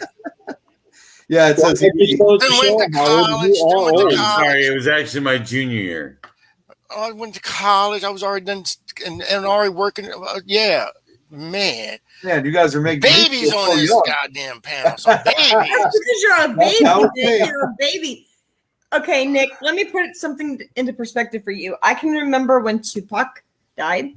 Yep. I can remember when Biggie Smalls died. They I did can each remember. I can remember when Kurt Cobain died. I can remember the tragic, which started my affection for British culture. I remember when Elvis died. 20. My dad did too. Okay, that's. I was 1 month and That's a 4 little days bad, Howard. old. I remember when 1 month I and remember 4 listening days to old when I remember Elvis listening died. to the radio and heard it when they came across and said that he passed away. That's okay, Howard. That's you Dusty. Fake, but I can remember, and this is the 20th anniversary, and because I'm me and the guys know me, I can remember when Princess Diana died. Yeah. Oh, I That remember crushed that. me, dude. Yeah. That crushed me. That one crushed everybody. Yeah. Because her death was completely Yep. Well, not many people on here know this about me, but I'm actually a sax player. And I thought you played the skin flute. He does that too from time to time, Scott. no, that would have been last night. Oh, my bad. I'm a big time saxophone That's the player. last night. And I remember crying when Ray Charles died. Oh, Because you couldn't see. You couldn't Big see him. influence on me musically from a jazz point of view. My bad. But yeah, I mean, there's a lot of famous people who've died, but Yeah. there's so many more people who go nameless that die every day. Every day. And if they just knew that they were loved. You know, I was just I'm a looking. first junkie. I was just looking something like that up. You know, you look back because obviously those are not the only stars we know of that. have committed No. suicide. There was, there were many, but I had to pick. There And was it was not an easy process. Well, there's one film that I'm again looking back to my history. There's one film actually where there were two actors who committed suicide. This was an Italian film called I think it's pronounced as Uncian. No, excuse me. It's a Franco-Spanish film, Uncian Andalo, which is in English it's an Andalusian dog, which was originally released back in 1929. So it was one of the last silent films of the 20s. And the film, for starters, it has no plot whatsoever.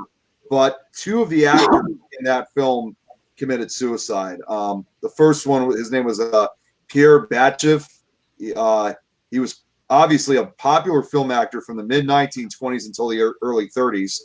And says here, at the time of his death, he was engaged with in a project with Jacques Prévert, I don't know if that's how you say it, to write and direct a film which proved to be sufficiently radical to alarm some financial backers. Batch's behavior showed signs of stress and became increasingly erratic. And in April 1932, he died from an overdose of drugs, possibly by suicide. He was a young guy too. He was only 30 years old. So that was the first one. And then the other person, her name was Simone Mulae. I can't pronounce their last names. Her name was Simone. She was a French actress also who appeared in this movie. She appeared in a number of films, including Ancien Andalo in 1929. She was the second. Oh, wow. She was. Oh, wait, no, excuse me. That's somebody else.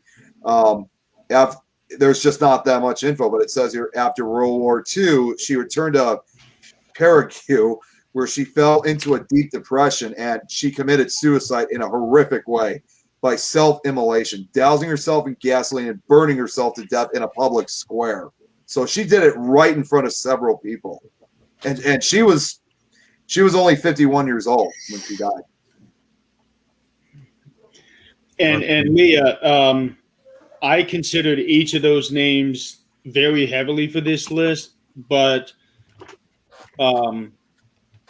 they're accidental. Whereas Other ones are all intentional. these others, they were intentional. So I could not really put them into that list. Trust me, it was very hard to put that video together, but this was going on with the ones who had the intent of ending their lives. Howard, who was the guy who starred on Hogan's Heroes? Oh goodness! Now what you calling me out for, man? I don't know all this. I can't remember his name. That's what was his name? I know who you're talking about. That he played Hogan. Yeah, he played the main character on Hogan's Heroes. Marilyn Monroe. No, that wasn't Marilyn Monroe. No. I was just reading the comments, but was it suicide or Bob Crane? Bob Crane. Bob Crane, that's right. I remember reading his story about how he committed suicide simply because he never thought society would ever accept him because he was gay. And it's such a sad story that the way we all used to be back then, and how something as simple as acceptance. Yeah. You look at these, you look at all walks of life. Whether you're somebody like us who, at the end of the day, let's be honest, and I wish Blake was still here, because the first time Blake messaged me, he said, I know y'all are big and famous, but I hope you take some time out to come down to the Davies house with me. And I'm like, dude, I'm not big and famous. I do a podcast through Facebook. It's not anything big and famous. I don't make millions of dollars. I don't make a dime off of doing any of this. This is all my time. But then you look at, like Jeremy put the reel together of the celebrities. Yes. They have the money. They have the fame. They have the glory that we all kind of strive to have. And yet they still committed suicide. Even as Jeremy's flipping through the reel and showing all the people, and my cousin can attest to this, unfortunately, Jonathan Brandis. OMG, I'd have given the world for that boy when I was 16. His posters lined my walls. And what happened? Yeah.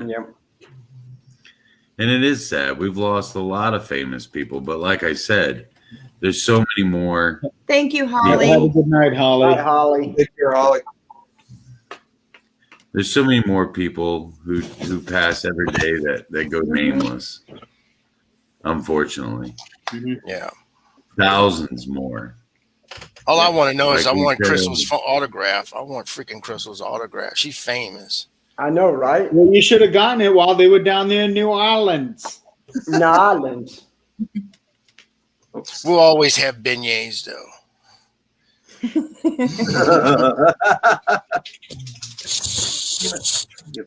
Nick, you said you had a video you wanted to show? 'Cause we're gonna have to wrap this up here. Just now, but you could have taken one of those pictures that the four of us took down twice. So the video, all right. So the video I'm going to show you guys, again, just a minute portion of it is, first off, I mean, obviously, I'm sure you guys know this already. You guys remember a few weeks ago when I posted that video of me back when I was in high school where I did that spotlight video. Yeah. Well, a year later, I did a similar video like this. Of course, this one was much more serious. It's called Hidden Pain Bullying at GBS. Now, again, yes, I'm young. I'm 18 years old in this video. So it was yesterday. Right? Right? For the rest of it, what? But I do talk a little bit about the suicides, like how bullying really affected a lot of kids, especially back then. So I thought it would be important if I show that to you guys. Again, just a minute of it. So yeah, you're fine. All Absolutely. right, all right, give me a second here.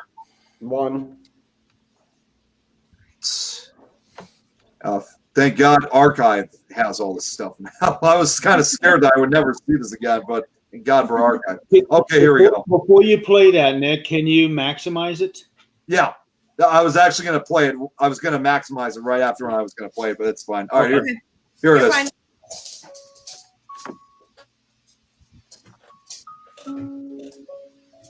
Yeah. You guys can hear it, right? Yeah. Mm-hmm. Okay. Hello, I'm Nick Mulae. I wanted to do a documentary on bullying because it's such a big problem at schools, and I've dealt with bullying problems myself here at GBS. People don't understand that bullying can take different forms, from being threatened with harm to being excluded and being ostracized by other students.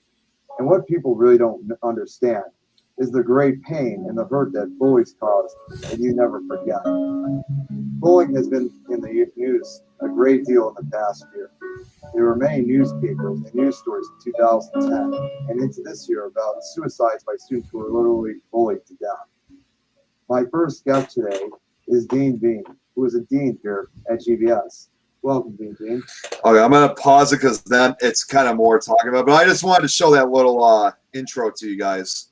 So I don't know about you, but I like the tie. I want that tie. Nick, you still got that tie? I might. I want that tie. I still do. I still do, actually. But that's my tie, though. Nick, I cannot, after knowing you the way that I know you, one, I cannot imagine you having that kind of hair. And two, I cannot imagine you in a suit. Especially after you wear that vest so dearly. I was going to ask who the babyface guy was. He was a fashion consultant before his time because I love that tie. I do.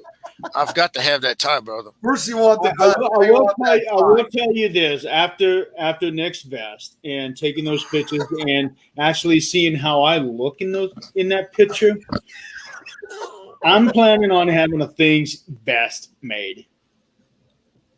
You're mute, Crystal. Have a vest made with that pattern, that tie pattern. No, with that tie pattern, you. I think that'd look good. Jeremy, Nashville has leather vest. I'm just saying. Tim was looking at them today. $50. $50 for a leather vest. Really? Plain leather vest. Cheaper. That's actually not bad. No, that's actually really good. Nick, I would mention the tie.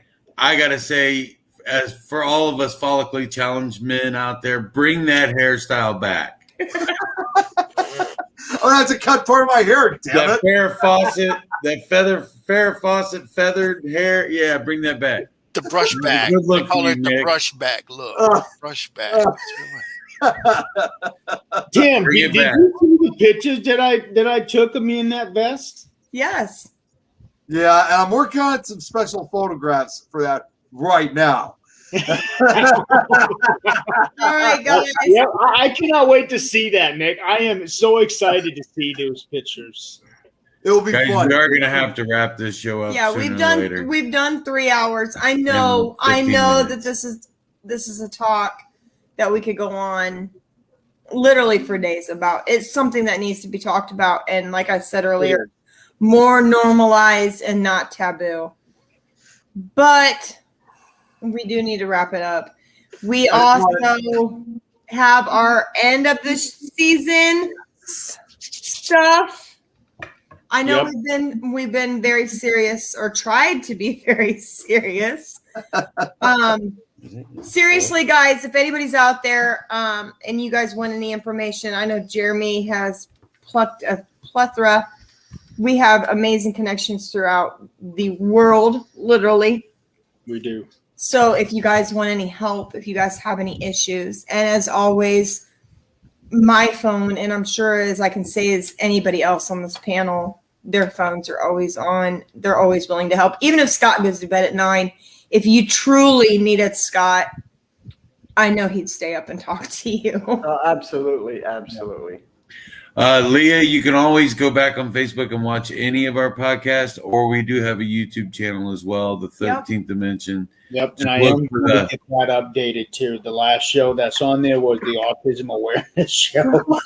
Jeremy's got some work to do, but Leah, it'll be up there. Yeah. Catch Paranormal Swamp Talk and the Pitre dish. Yes. There used to be an amazingly wonderful host on the Paranormal Swamp Talk, but she's taking a 3-month hiatus. So I know. No, I'm going to be back next week. I'll be there. But Howard will be back next week. And there used to be an awesome guest on the Petri dish too. Yeah, I'll be on that show too. I'm on that show too. But Howard will still be The there. only time they asked me to be on, and instead of having that awesome, you got to deal with Howard. That's what I should do. Crystal left. I should have brought Tim in. That's what I should have done. That's the only time anybody ever asked me to be a guest is when they want to talk about Vlad the Impaler. So that's all right. You know, the only time I go on like Howard's show, I think Blake made it very clear yesterday. Howard said, "Do you want to come in?" And I said, "Sure." And as soon as I popped in, Blake's response was, "Oh no, it just went south." So you don't think they're getting bad. Well, that's normally the response we get with Howard. Yeah. So keep in mind, whenever Howard is involved, the ratings automatically go to NC-17. Yes, it does. Nick, you said you had something you wanted to say real quick. Yeah, I was going to say honestly though, for your opinions, what did you guys think of that?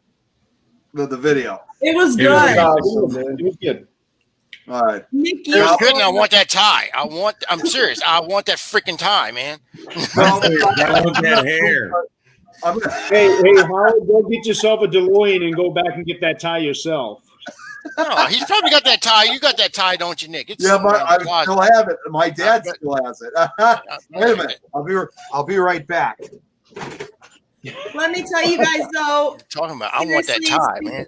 Seriously speaking from experience, anyone on this panel right now, I would trust. And I've. Now you can call me anytime, but after 9, it is a 976 number. We're just saying. And it's not going to be about anything. It's going to be something else besides what you want to talk about. We're just saying if you're out there and you're struggling. Keep that in mind, Leah. If you're out there and you're struggling, please reach out to somebody. If not one of us, somebody. I know there are a lot of very good-hearted people in this network. There are a lot of good-hearted people out there that are willing to sit down and talk with you and help you through this. I know with some of the stuff that I deal with, these are the people that I go to. So. Uh-oh, Scott's got his patch vest on. Oh, Nick, you got competition now. What? Is that like a size extra small though, Scott? I'm still looking for it. So we're in. Did I say something about you love the gays or something? The what? I thought his patch said something about gays, Scott's. No, it's some gay all. God. Oh, okay. All gave some, but some gave all. Some, but some gave all. Gave, not gay. Okay. That's a good song. Well, Scott, you don't but know. Either which way, it doesn't matter. Where's your mind at tonight, there, Miss Crystal? All right, so I've been in the woods. Leave me alone. All right, Howard, I couldn't find that tie for you, but I know it's somewhere in the house. Now, what's this all about? Some petition going on? What's going on? Scott's giving you competition. Look, he's got his vest. Oh, he's got his. Yeah. I do. So Thank you, Cheyenne. before I do show the video montage, even explain what it is. Do any of you guys have any last comments you'd like to make about this past year? I do. It's been an amazing ride. It really has. It has. I mean, Where's Leah? Leah, where are you from? You're going to be in Pascagoula, Mississippi. Where you live at? She lives in Alabama. In Alabama. Alabama. Okay. Yes. Okay. Yeah, I live She's in rolling Louisiana. Tide. She rolled tides, but she's my cousin. She's right down the road. She's right down the road. She'll be right She's in down the street. Alabama. She may be in Alabama, but she's a Hoosier. She's a Hoosier native. She'll be in Pascagoula. I know where that's at. It's right she's there. a Yankee. She's a Yankee by blood, but she won't admit it. That poor girl. Hey, there ain't nothing wrong with that. Favorites from to season start off one. with your comments. Favorites from season one for me would have to be the Russell Edwards interview. Yes. And of course, talking about Vlad, because as soon as I did that, people were having me come out of work talk about Vlad the Impaler. Boy, were they ever. Yes, you're a Husker by blood, but you are a Hoosier. You were born in Indiana. Don't give me no BS. I know you well enough. Yeah, but see, you talked about him, but I brought y'all a real vampire. True. That's true. My comments over the last year is I've met some amazing people, maybe not so blessed to meet, some like Howard Pitre, but more blessed to meet like a Nick Mulae. But seriously, I found some brothers in this. And sisters. And sisters, but Jeremy and Scott, you guys know my rule. Ride or die. And I definitely mean that. Oh, absolutely. Oh, she's saying, oh, hell no, no roll tide. Well, that's something we agree on, Leah. No roll tide. That's right. LSU. Definitely Russell Edwards was one of my favorites, but I have to go with my favorite would be Robert Murphy. Like, very first time. Like, how do you not love Robert? Like, seriously. That was exciting. But I have to admit, I think one of my favorite ones is when, I'm not sure if it was with Robert. Did we bring you on, Nick, with Robert? Who did we bring you on with? No, I was with Tori. That was my okay. first. Yeah, Tori Smith. But your reaction, like, really? You guys want us on? And we got you on, dude. I think that was absolutely amazing. You were excited, and to me, that's what it was all about. Just getting somebody in and letting. Because I don't think Nick was even in the. I don't even think you were in the podcast world at that time, were you? No, I was not. I mean, I was supporting the network, but that was my first time coming across the 13th dimension. I even thought to myself, "How did I miss this?" So, and then again, as I later found out, it was still brand new. Well, so that explained that was only our third show. Yep. Yeah. And now you're bringing you on. Yeah. Yeah. And who would have thought that show would lead to what we have now with you? Nick, my favorite episode with you, hands down. I have two favorites with you, and one of them was with Howard as well. But my favorite episodes. Nick, our St. Valentine's Day Massacre episode. That was so much fun. That was a good one. And then the other one was both you and Howard when we did the autism awareness. Yes. Yeah. Those are actually those two with the Russell Edwards would be my top three shows. Because I love talking about gang stuff. So. And I will say, Nick, it is a pleasure to investigate with you. I really did enjoy Crown Point investigating with you.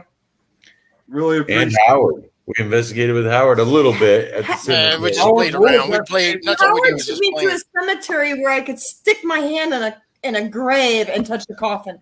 I don't know that that's an honor. That's an honor. That'd Well, be no, awesome. not really, because you didn't crawl in it. You had to go lay on top of it, and then that's when it would have been an honor. If your Nope.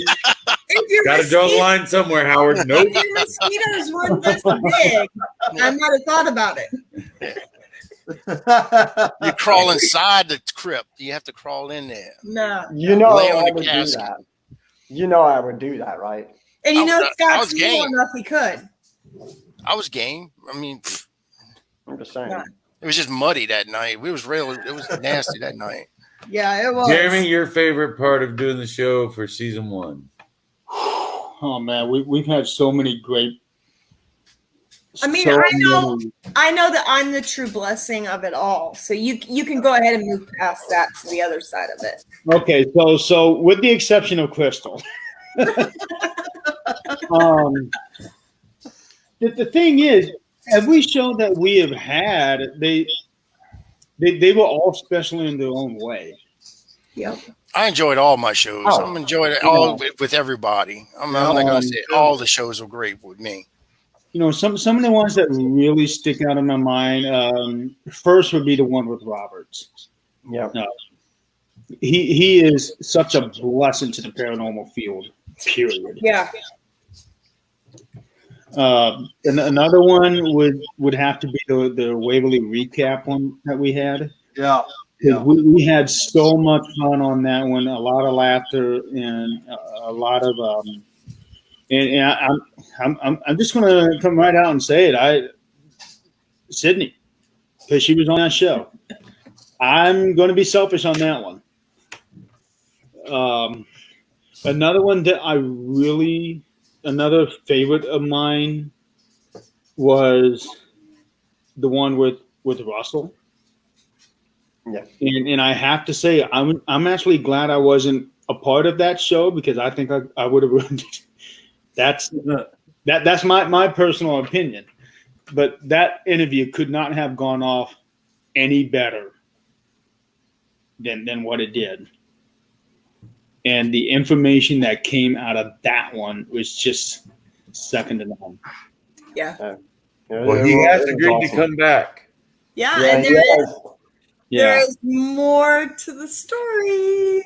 Yes, there is. For those of you who missed that episode, Russell Edwards is the man who is literally naming Jack the Ripper.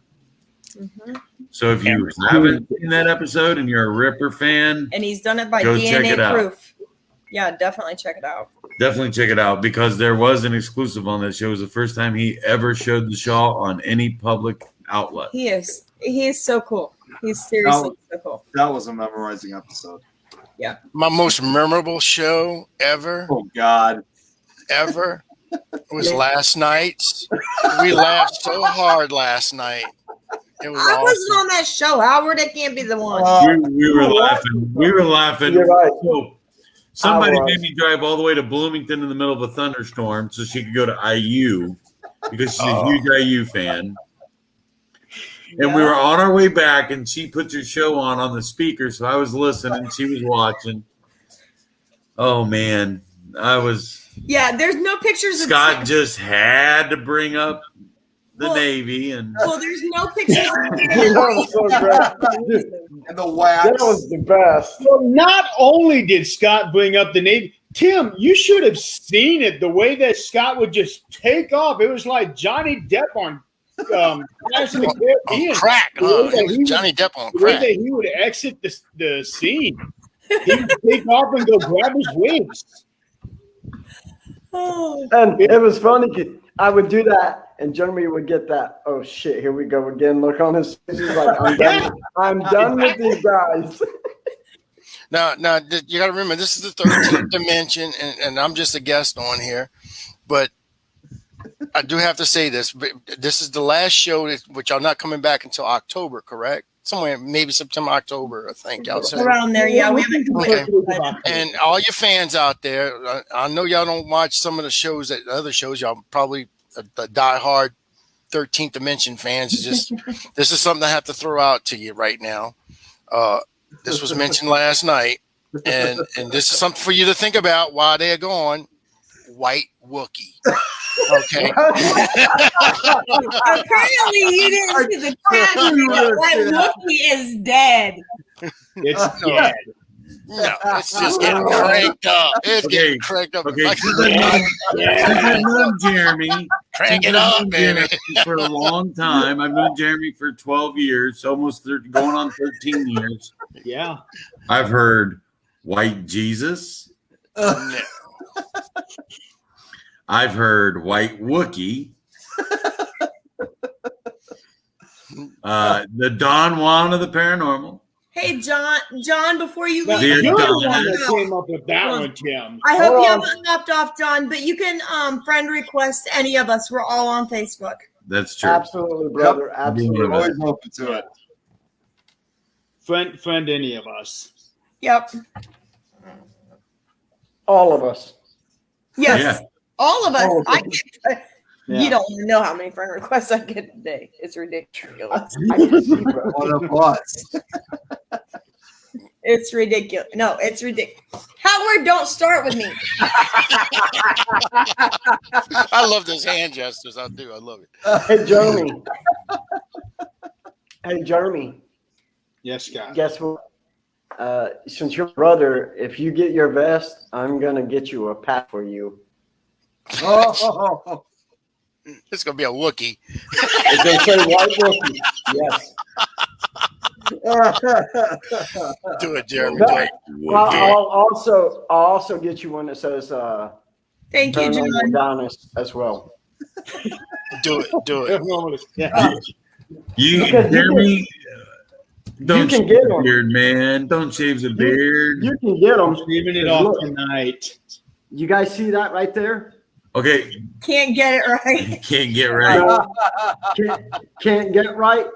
So that is my nickname from all my bikers friends. Jeremy, leave the mustache all the way down to the chin. And then this little patch right here, man. Go, you little man. It's all going to be gone.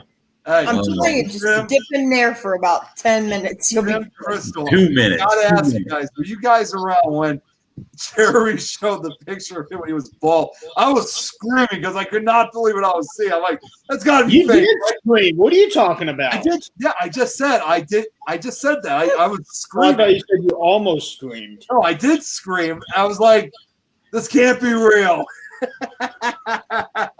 It's real. Every 3 years, it's real. You look so dangerous in that picture. If I ever want to get it That's the whole close, I'm just intention. starting to shave this off. You shave it. I'm giving you papers. Just saying. He has a butt chin. I'm telling you, it's not pretty. I've seen it. I know. Don't worry. When we go to Crown Point next week, I'll have something here. Just trim it down. Don't shave it. No, I'm shaving it off. I'm going all the way, Timmy. Yeah, that razor with you. Thank you, Linda. We appreciate that. Right here. Right here. It's waiting to be used. We in the Paranormal United Network, we're a big family. Yeah. Trust me, there's like 40 billion chats and we all talk in it every day. Yeah. Yep. That's why I have to mute the family chat sometimes. Sometimes. If you want to get something done, you gotta Sometimes. I can't believe you just Jeremy, I'm gonna revoke. Let's say that. Jeremy, I'm gonna revoke your man card. What? Oh no. Leah's talking about my dad. When my dad shaved his beard, oh my dear Lord. Oh my God. My sister didn't even know. So my kids. No, don't worry about that. It is coming back. I'm just shaving it off. One-time deal. Okay? My kids have only seen my naked face twice. And it freaked them out. That's not why they got freaked out. They just didn't think you could look any gayer than what you already do. Clearly, they were wrong. I'll accept that. I'll Wow. accept that. I love you, brother. And on that note, Jeremy, didn't you have something queued up? I do. I'm trying to get you. So, okay, so by the time I had this idea, it was really already too late to go through every single episode and watch all of them to do what I'm wanting to do. So I just went from memory and went to specific episodes and pulled pieces out. And what I did is I made a video montage. It's around 8 minutes long, and I put Adrian. Adrian, you're talking to me on Messenger. You can't even see me.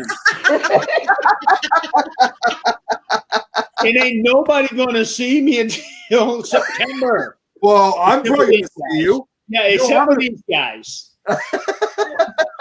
So, Adrian, just picture me as you always have whenever we converse on Messenger. Okay? I'm trying to get mine down to here.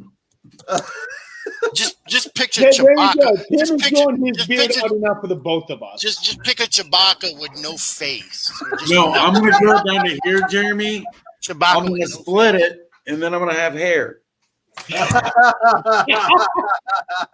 want to see please take him. The reverse chin comb over. Somebody please take him. 20 years, I'm out. Just look like Cousin It. Just flip it up. Look like Cousin It. There you go, brother. Actually, I remember some guys doing that when they were going through the whole wearing your mask controversy thing, and the guy had his beard, so he just and put his he did that. Wow.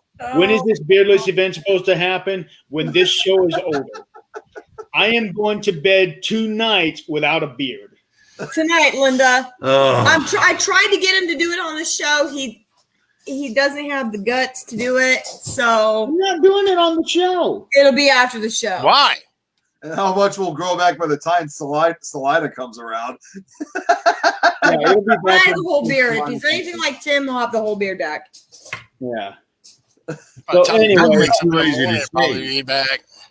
Anyway, this video that I'm about to show features some of our funniest moments. Oh boy.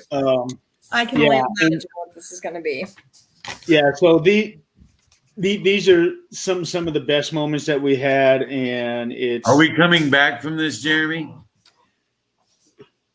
I was planning on it, maybe for a couple of minutes. Roll it. Yeah. Okay. So I'm gonna go ahead and mute everybody first, and then I'll play the video. Okay.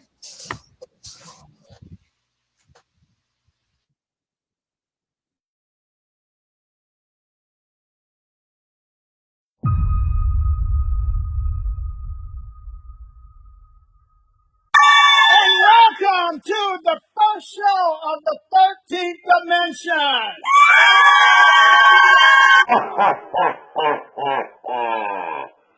Welcome to the 13th Dimension. Oh, top of the morning to me, Crystal. What's up? Hello. Can you hear me? Hi, everybody. My name is Tim York. This is Scott Wilson right here. This is a very special edition of the 13th Dimension. Thank you.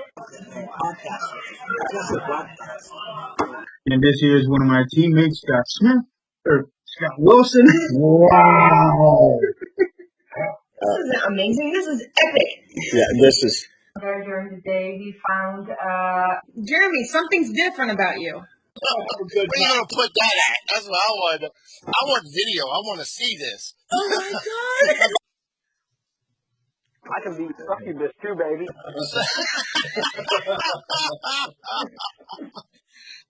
Turn your volume down.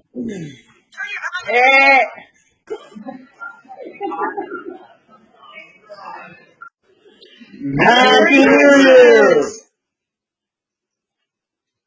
Yeah, I know. I don't know, out in the woods somewhere. Do you guys ever encounter not really ghost apparitions, but yeah, more leprechaun? not leprechaun. Did you just say leprechaun? Are you kidding me? That's okay. I'll be asleep.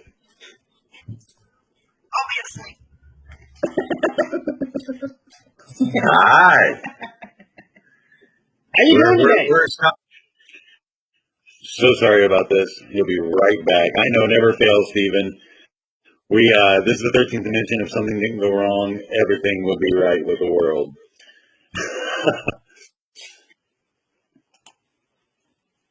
Uh-oh. What's up with that? It's a very bad impression of an Irish accent. It's the echo. Really bad echo and floating. Yeah. Hey, maybe we can do a segment on leprechauns. You guys see me out? I'd like to introduce my co-host.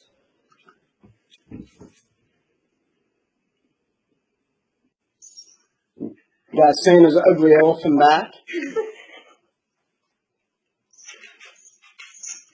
Here I am, the oddball without the hat. One of us is not like the others. He's got the gorgeous hair. You can't cover that. He's playing Jesus this year.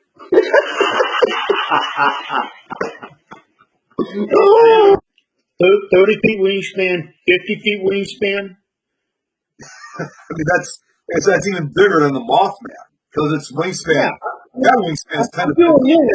This is 6 feet.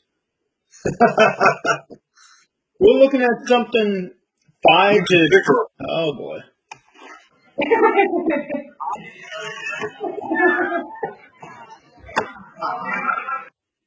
Jeremy, are you there? Can you hear me? I froze up here just a second. Jeremy's working on it, I know. You need to shut that off. Just 1 minute. You know what? I don't think I can work with him today, so I'm going to bring somebody else in. Hi, guys. Hi. Hi, Tim. Hi,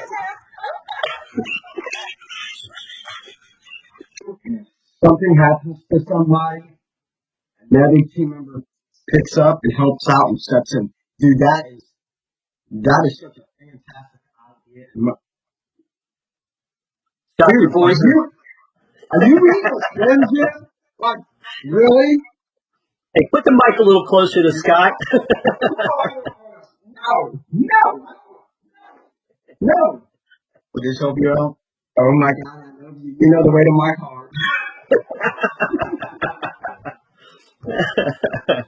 I must say, Jeremy, that Irish accent was uncanny. Say hello to my little friend.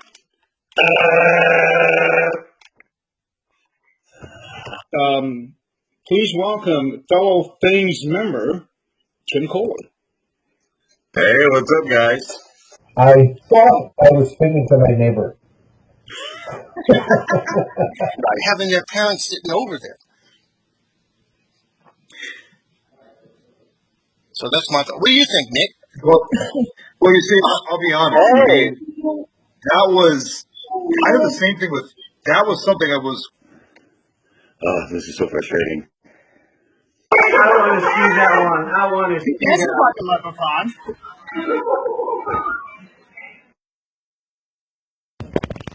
Sorry, guys, we froze up here just a second. Jeremy's working on it, I know. Give us just 1 minute.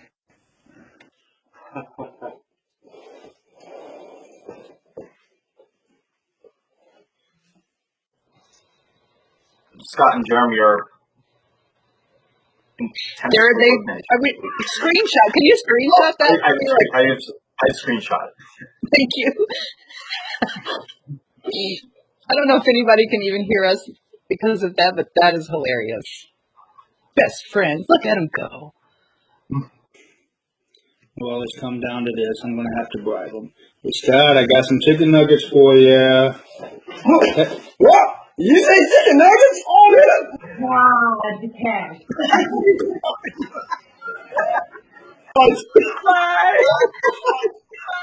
Jeremy, do it again before he goes. Bye.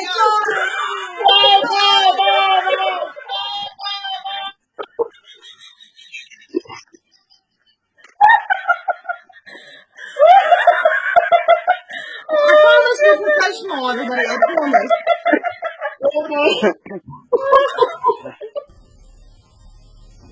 Welcome to the 13th dimension. If it's paranormal Or beyond. you got it covered.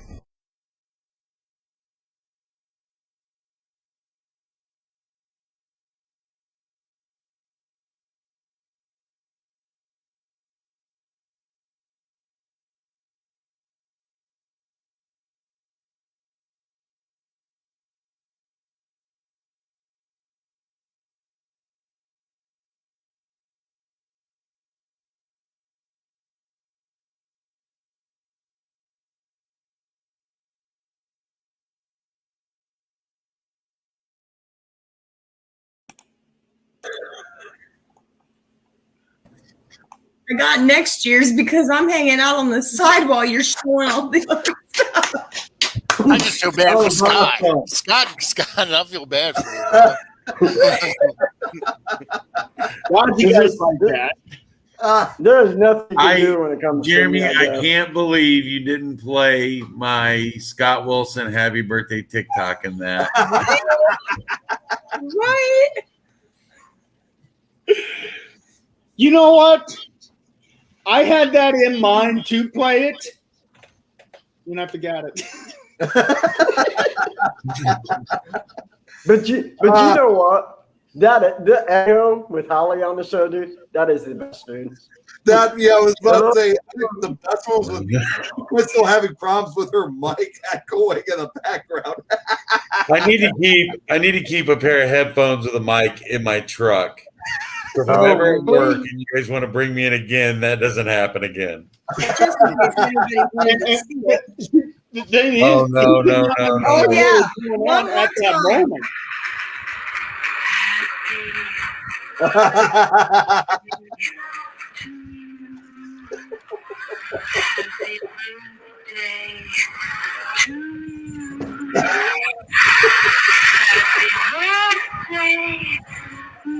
Mr. President, happy birthday to you. Hey, this time it's for Jeremy though. Yeah, Jeremy, happy birthday, buddy. Yes. Happy birthday. Cycling. Happy birthday, Jeremy. I had planned to do something ridiculous for your birthday, Jeremy, but we had such a serious topic tonight I couldn't do Yeah, it. we couldn't do it. Oh, thank you. You know what? I actually could probably help you guys out with that because I'm supposed to be back on Matt TV tomorrow night. So Tim and Crystal, you guys can have the opportunity of showing it there.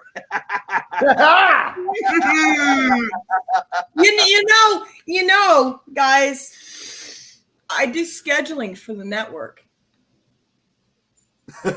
And your birthday's not till tomorrow. Hey, Tim, what do you got going on tomorrow?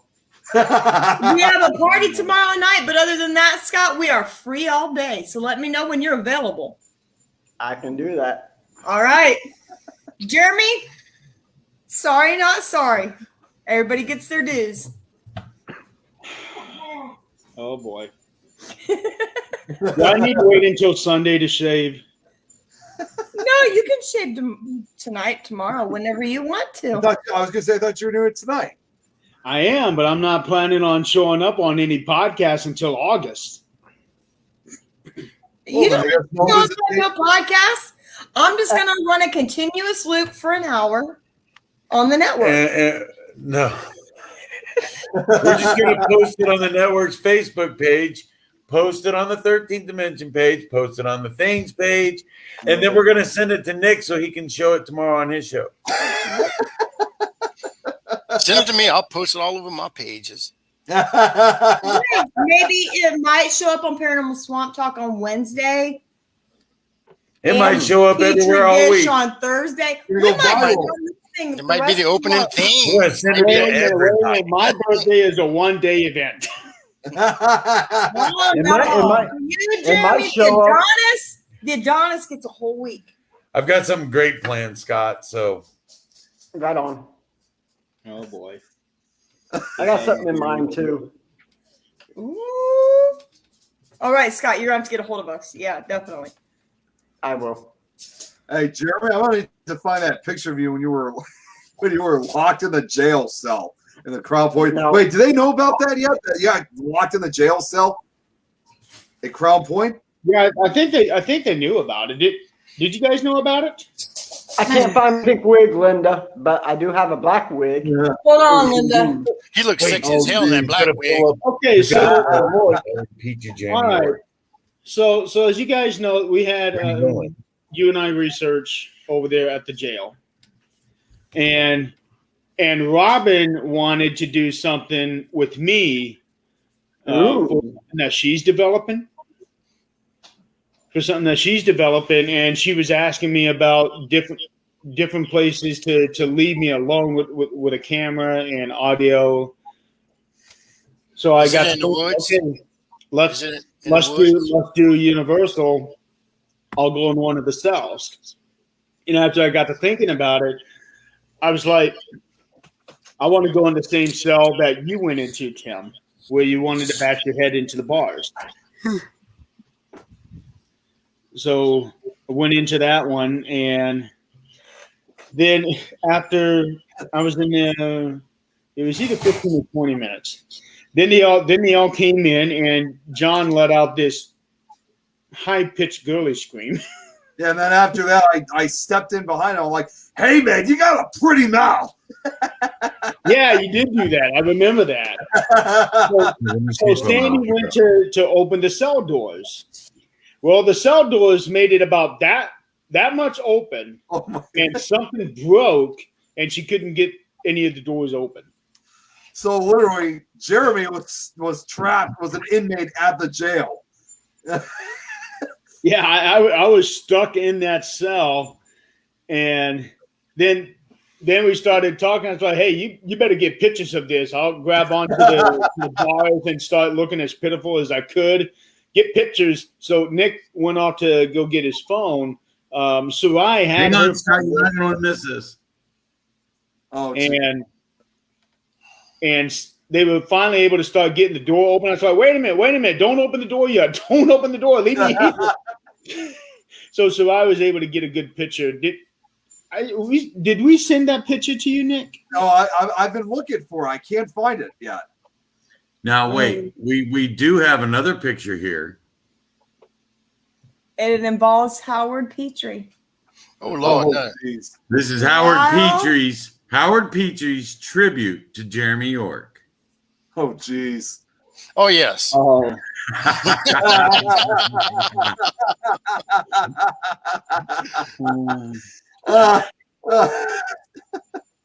Jeremy's not looking. He's like, I'm not going to look. I'm not going to look. Nobody never noticed it. I'm sending that picture to Nick right now. It just said. But Tim had to get on it and feel like he had hair too. Yeah, I remember that one too. I'm not sure, Linda. I'm not sure what a pink wig is, but I'm going to find it. I got a use for it tomorrow. We need some black ones. Where did I put my tutu? You had it last night. You had that last night. Hey, Scotty, yeah, you had it last night. Oh, don't worry. I know where that. Did I tell you happy birthday yet? I got it, Jeremy. All right. So we're on it right now. Let's see what we got. Max. This is going to look awesome. This is actually kind of fitting because I think Howard and Nick have been guests on our shows more than anybody else has. Yep. I don't know. I think Nick's been more than me. Yeah, Nick has more than you, but the two of you have been more than anybody else. Absolutely. We have had some two-time guests, but nobody besides you two has been on 3 times or more. We had a lot to talk about. Yeah.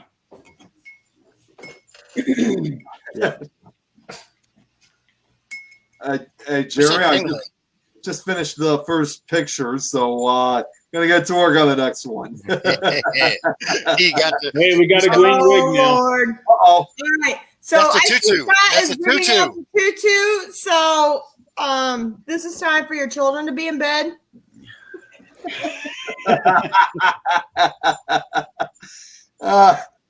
Don't worry. Everybody knows by now that whenever Howard is on the show, send your kids to bed. Wait, what? You saw a picture, Linda? You saw a picture of me with my curly locks? That's what I'm talking about. There you go, Scotty. Wait, there you go, Scotty. You got that green tutu. You get naked underneath there. You can say there was a snake in the grass. It'd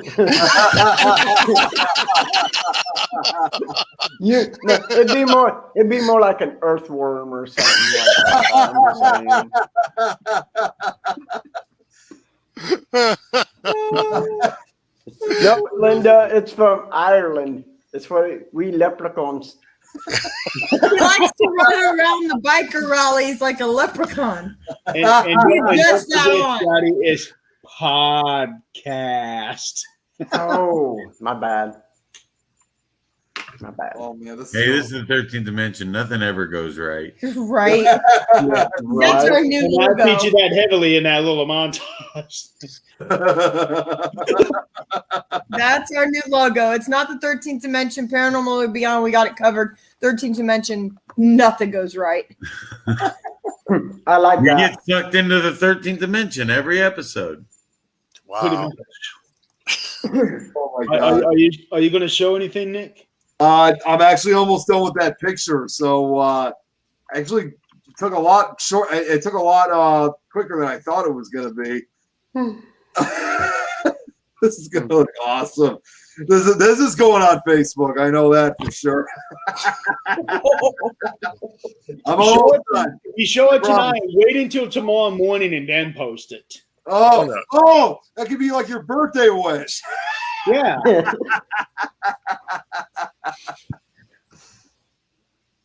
You got to make it count. Right? Green, is that from Hawaii? Wait, that's what that, thank goodness God loves life. What is she talking about? I can't understand any of that. I think she's talking about how we're all. We're not normal. No. We're the beyond. I mean, I'm personally a Sasquatch. Scott's a just leprechaun. Half shaved or mostly shaved. Scott's a leprechaun. Jeremy's a Greek god. No, he's not. Jeremy's a Wookiee.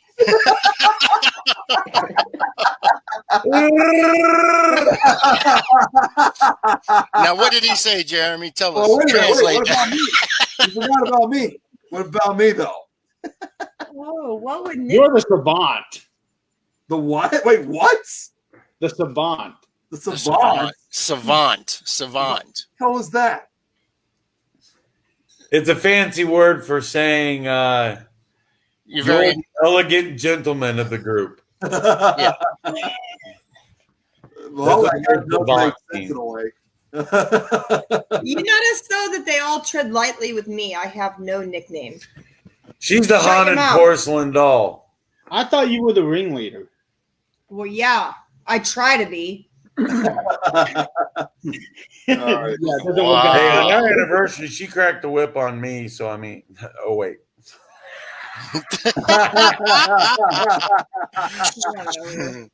No, y'all talking about y'all sexual exploits now. No. I've been getting a whip cracked on me for 20 years, Howard, and it has nothing to do with sex. Oh Lord! Ladies and gentlemen, we have officially gone from the 13th dimension to the 13 Shades of Grey. Excuse me, sir. It's 13 Shades of Paranormal. Hey guys, guess what? Hey Jeremy, guess what? I'm You got finished. I got it. You got it. Let's see. Let's see. The what? Hang on, I gotta edit. I'm just naming this quickly, and I'll send it to you then. All right? Oh, come on!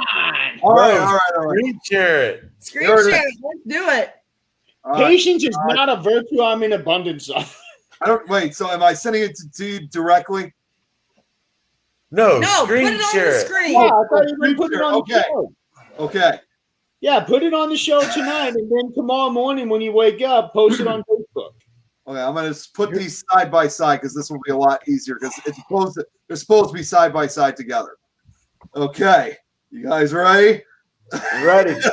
All right, here it comes. Make sure to full screen it.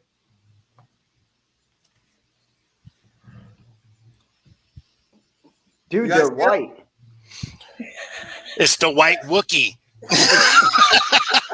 In a snowstorm. Probably taking a minute to load up. Oh, it's taking. Oh, you guys aren't seeing this yet? Nope. No. All we see is just a white screen. Oh, wait a minute. Oh, here, let me. Maybe you should close some tabs on your computer. Yeah, hang on. Let me try that again. Oh wait, you know what? It was because it said I made the mistake here. It was just link Windows sharing. Oh. That's what's going on here. Okay, let's try this again. Now can you guys see that? Yes. Paranormal Best Stealer. $13. Because it's 13th dimension. Yeah. Nick, it's gonna cost me more than $13 to get that back to you.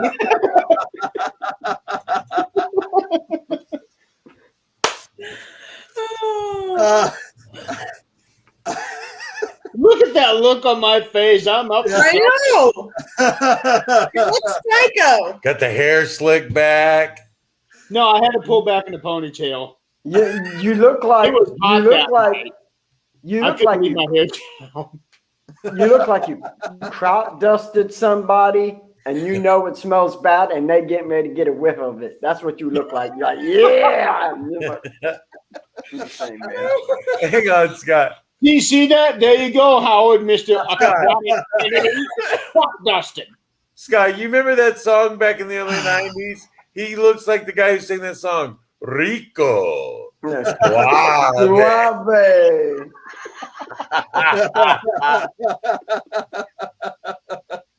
I tried looking for Or Jeremy, I think you could pass as Razor Ramon in that photo. I was getting ready to say that. Razor Ramon. Very good, Nick. But But to for me, $13, I'm not he feeling actually looks like he just got out of the bathroom and made a successful transition. Wait, you guys? You guys see the other picture? Oh. No, it was just that one. Oh, wait a second. Okay, let me. I thought it was showing side by side. Let me try. Okay, I got to do this one last time. Let's try this again because I thought you guys were seeing both pictures. All right, okay, here we go. Let's do this again. There we go. I was trying to look as pitiful as I possibly could. Lockdown. Yep. Which I like that one. He's got that look like he's been in prison. Yeah, he's in prison there, and he's got his inmate with him, with his roommate, and he's got that look like he just told him, "You got a pretty looking mouth." You know?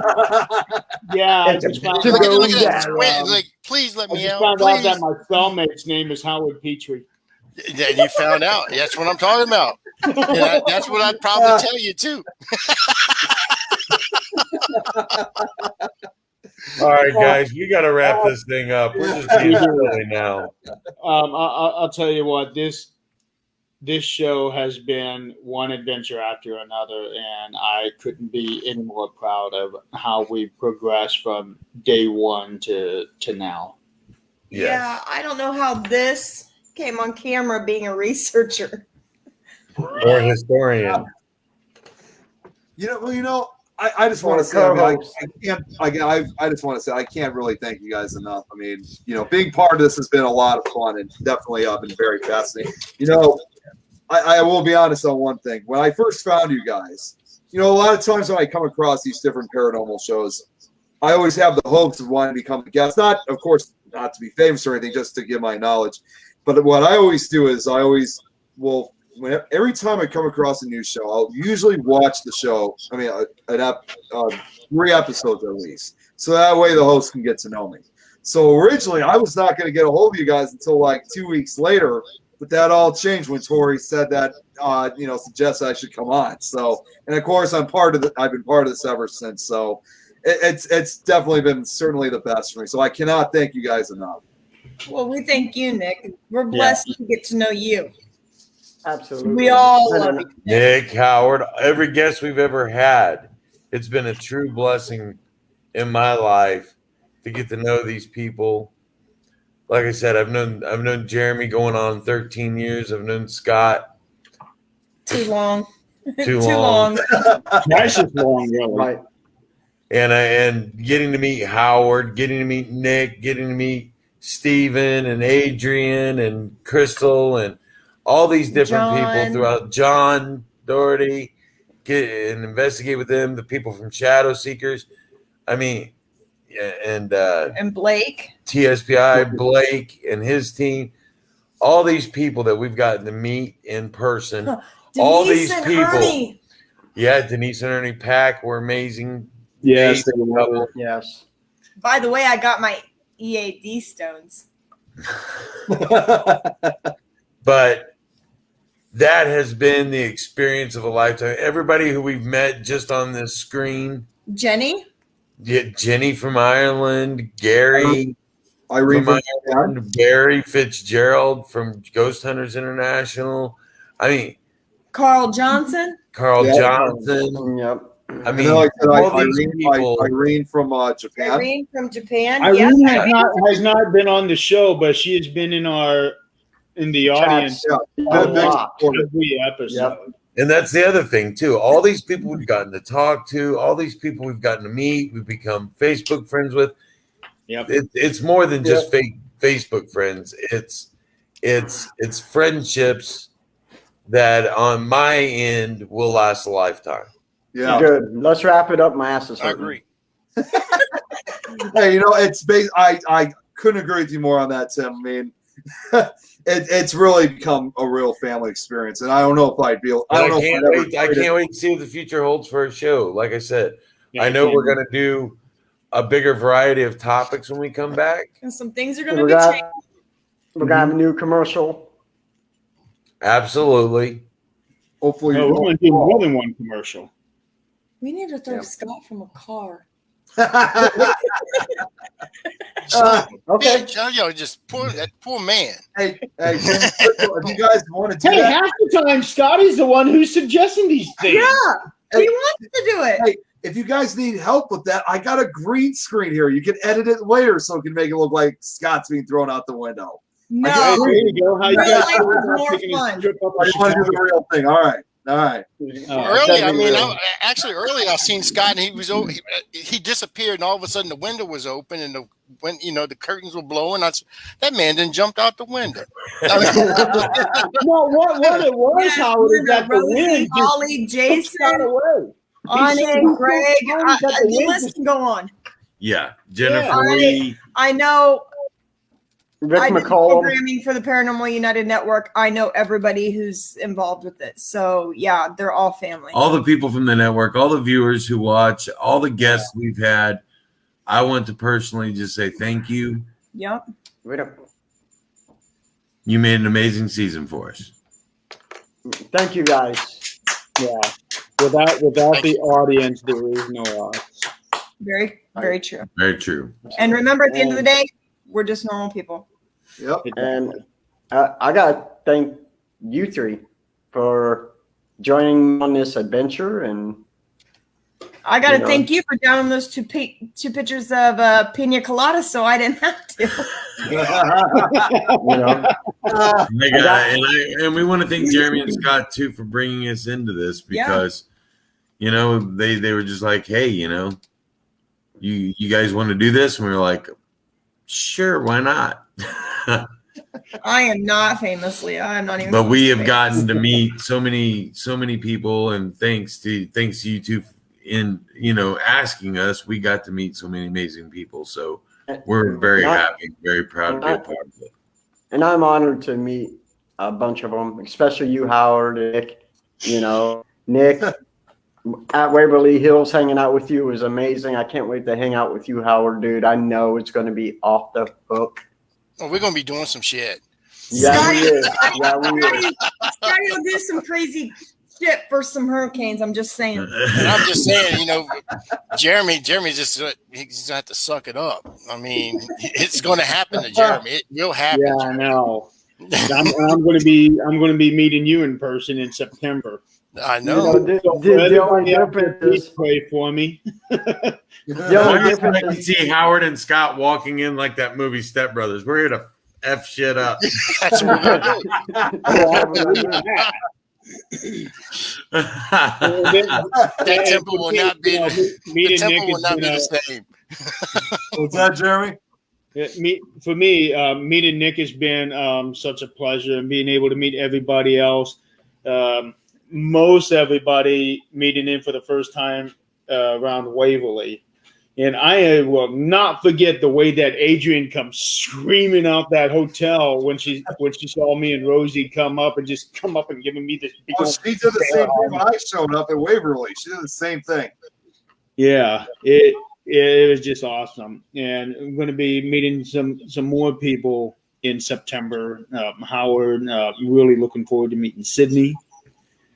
And if anybody out there is going to New Orleans ever, that guy right there will show you the time of your life. You're pointing towards me. No, I'm pointing towards Howard. Right here. Howard, where's Howard? Yeah, there you go. Now you got it. Guys. Yeah. Howard. It's the way we all became the Brady Bunch. Hold on. Hey, Tim, let me make this simple for you. The Brady Bunch. The Brady Bunch. Oh, that was 20 years ago, Howard. I want to be famous. I want to be. We try. I want to be famous like Crystal. Yeah, thank you, I Joshua. don't even know what my cousin's telling me I'm famous. I was on one TV show as a child, and it was only in the local Cops? area. Cops? Happy place. No, it wasn't Cops. It was Happy's Place. That's even worse. Oh God! She was hiding underneath that plastic swimming pool. Me and my beignets running my own business, and nobody leave me alone. Right out in front of the trailer. Yeah. I thought it was cup, but it was just powdered sugar.